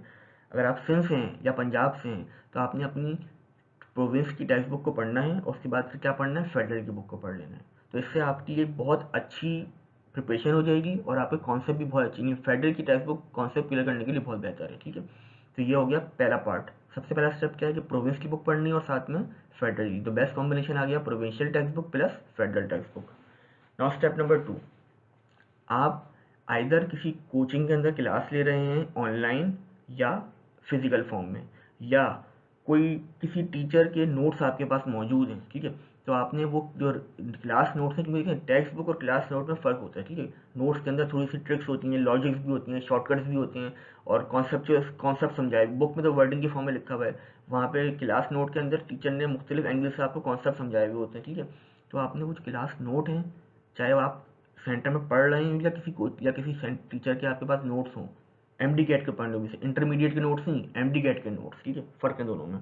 तो वो नोट्स जो या क्लास के जो लेक्चर्स हैं वो आपने स्टडी करने, ठीक है, क्योंकि टेक्स्ट बुक आपको थ्योरेटिकल पॉइंट ऑफ व्यू से प्रिपेयर करेंगी, टेक्स्ट बुक जो है वो थ्योरी पेपर करवाएंगी, जबकि जो आपके क्लास नोट्स हैं वो आपकी लॉजिकल जो सवाल आएंगे, न्यूमेरिकल्स आएंगे, ट्रिकी क्वेश्चन आएंगे, जो उस तरह के सवाल होंगे वो आपके लेक्चर नोट्स से कवर अप होंगे, ठीक है। या थर्ड स्टेप क्या है, इन दोनों चीज़ों को करने के बाद अगर आपको स्टिल कन्फ्यूजन रहती है, मसले हैं, कॉन्सेप्ट क्लियर नहीं है, तो उसके बाद सबसे बेहतर चीज़ जो मैं रिकमेंड करूँगा वो है वॉच यूट्यूब वीडियो। जो भी कॉन्सेप्ट जिसमें मसले आ रहे हैं, मिसाल के तौर पे आपको सेंट्रीपिटल फोर्स का टॉपिक कवर कंप्लीट समझ में नहीं आया, तो आप क्या करें, सर्च करें सेंट्रीपिटल फोर्स यूट्यूब के ऊपर। तो आपके पास अच्छे अच्छे रिनोन जो टीचर्स हैं अच्छे, या मुख्तलिफ, ज़रूरी नहीं है कि आप पाकिस्तान के हों, दुनिया भर से कहीं से भी आप सर्च कर सकते हैं।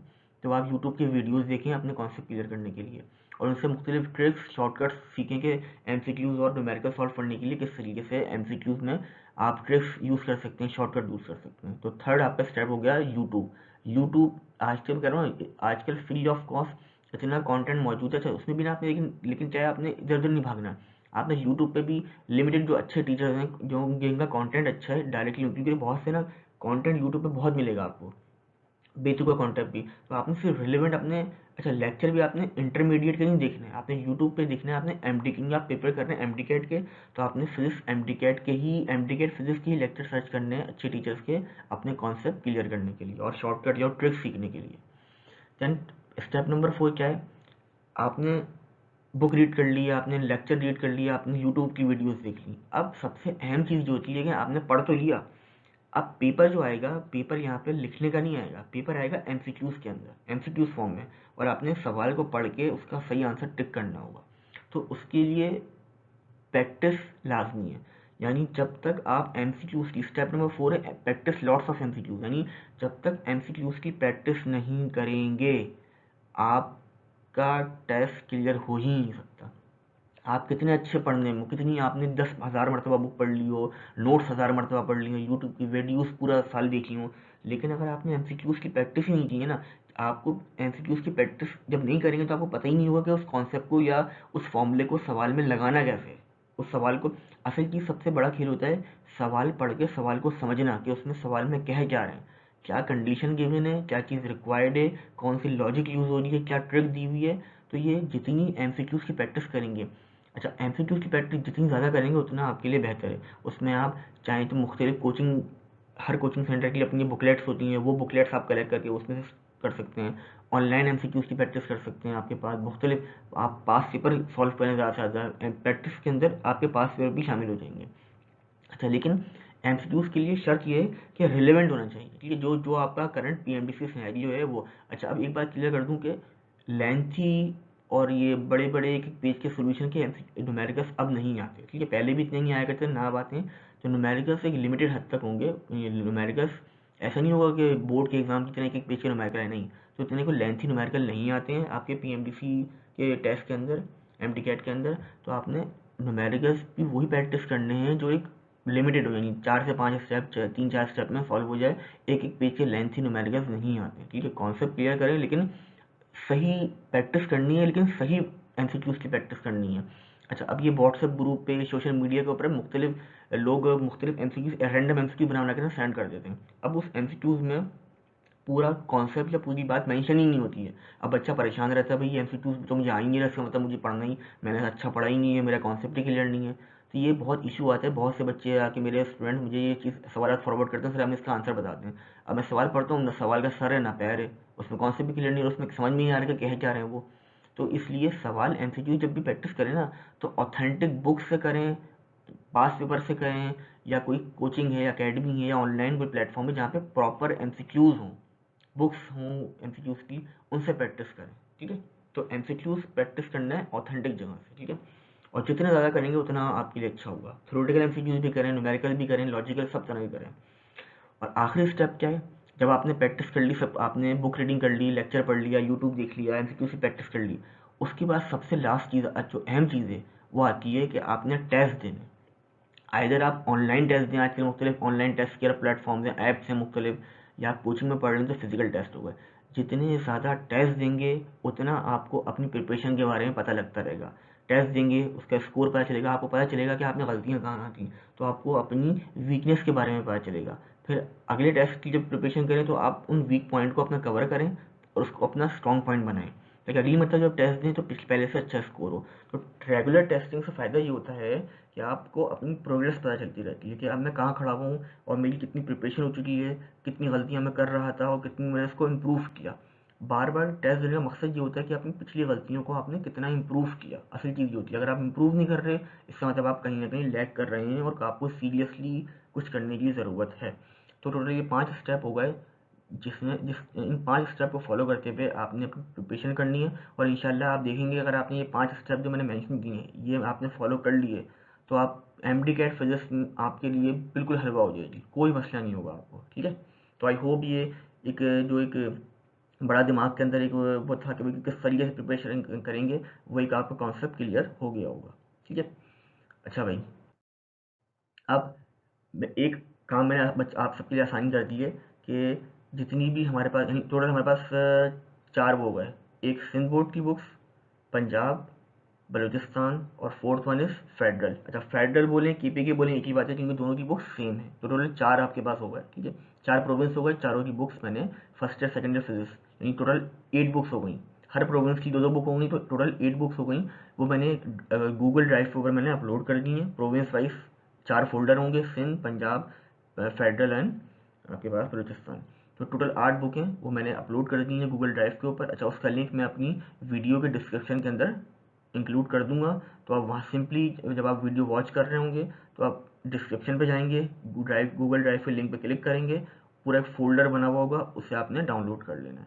तो आपको आपके पास तमाम बोर्ड्स की बुक आएंगी फिजिक्स की, और आप इजीली अपने मोबाइल पे या लैपटॉप पे PDF फाइल के अंदर स्टडी कर सकते हैं तमाम बुक्स। फिर कहूँगा, इतनी सारी बुक्स परचेज करने की ज़रूरत नहीं है आपने। ठीक है, बुक परचेज ना करें, आजकल डिजिटल दौर है, तो अपने पास लैपटॉप में ये तमाम फाइल डाउनलोड करें और अपने पास मोबाइल के अंदर भी, ताकि आप इजीली कहीं भी बैठे हुए हो, आप इजीली इसको स्टडी कर सकें। ठीक है, तो ये मैंने ये लिंक अपनी वीडियो के डिस्क्रिप्शन में इंक्लूड कर दूंगा। ठीक है, अच्छा भाई, मैं उम्मीद करता हूँ कि भाई आज की वीडियो तो थोड़ी लेंथी तो हो गई, लेकिन ये है कि मैंने अपने एंड से पूरी कोशिश की है कि जो इस PMDC का सिलेबस था उसको डिटेल के अंदर मैं उसको एक्सप्लेन करूँ, और जो जो क्यूरीज की बहुत सारे स्टूडेंट की उनको मैं एड्रेस करूँ। मुझे उम्मीद है कि मैं हो सकता है बहुत कुछ चीज़ें मैं शायद रह गया हूँ, मैं नहीं एक्सप्लेन कर सका हूँ, तो उसके लिए माजरत चाहता हूँ। लेकिन मैंने अपने एंड से पूरी कोशिश की कि मैक्सिमम जो आपकी क्यूरीज हैं वो सॉल्व हो जाएं इस वीडियो से, और एक अच्छा क्लियर कॉन्सेप्ट आपको मिल जाए कि भाई MD-CAT का फिजिक्स का सिलेबस क्या है, और किस तरीके से आपने पढ़ना है, और किस तरीके से आपने अपनी प्रिपरेशन करनी है MD-CAT फिजिक्स की। ठीक है, तो मैं उम्मीद करता हूँ कि इस वीडियो से आपको काफ़ी हेल्प मिली होगी, और जो आपकी बहुत सारे क्यूरीज थी वो भी सॉल्व हो गई होंगी। तो इंशाल्लाह इस वीडियो को ज़्यादा से ज़्यादा आप लोग पूरी वीडियो लाजमी देखें। डिटेल वीडियो है, तकरीबन अप्रॉक्स 1.5 घंटे की वीडियो है, लेकिन लाजमी पूरी वीडियो देखें ताकि आपके सारी क्यूरीज देखें। स्टडी उस वक्त आप रैंडम स्टडी स्टार्ट कर दें, कोई फ़ायदा नहीं है जब तक आपको अपने सिलेबस के बारे में नहीं पता होगा अच्छे तरीके से कि भाई सिलेबस है क्या, किस तरीके से हमने स्टडी करना है, क्या पढ़ना है, क्या नहीं पढ़ना है।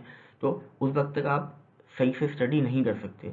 तो इसी वजह से सबसे मेन चीज़ क्या है कि आपने सिलेबस को अंडरस्टैंड करना है। ठीक है, तो इस वीडियो पूरा कंप्लीट वीडियो देखें, और सबसे पहली चीज़ जो आपने करनी है वो मेरे फिजिक्स बाय हुनैर खान का चैनल है, उसे सब्सक्राइब कर लें। क्योंकि सब्सक्राइब करने का फ़ायदा ये होता है, लाइक एंड सब्सक्राइब करने का, कि आप सब्सक्राइब कर लेंगे तो जब भी मैं अगली वीडियो अपलोड करूँगा तो डायरेक्टली आपके पास एक नोटिफिकेशन आ जाएगा भाई कि सर हुनैर ने वीडियो अपलोड कर दी है अगली, और आप वो वीडियो देख सकेंगे। ठीक है, तो लाजमी लाइक एंड सब्सक्राइब करें, और अपने तमाम फ्रेंड्स में इस वीडियो को शेयर करें जो कि MD-CAT प्रिपरेशन कर रहे हैं फॉर 2024। ठीक है, तो इंशाल्लाह फिर अगली वीडियो में नेक्स्ट टॉपिक के साथ मुलाकात होगी। तब तक के लिए अल्लाह हाफ़िज़।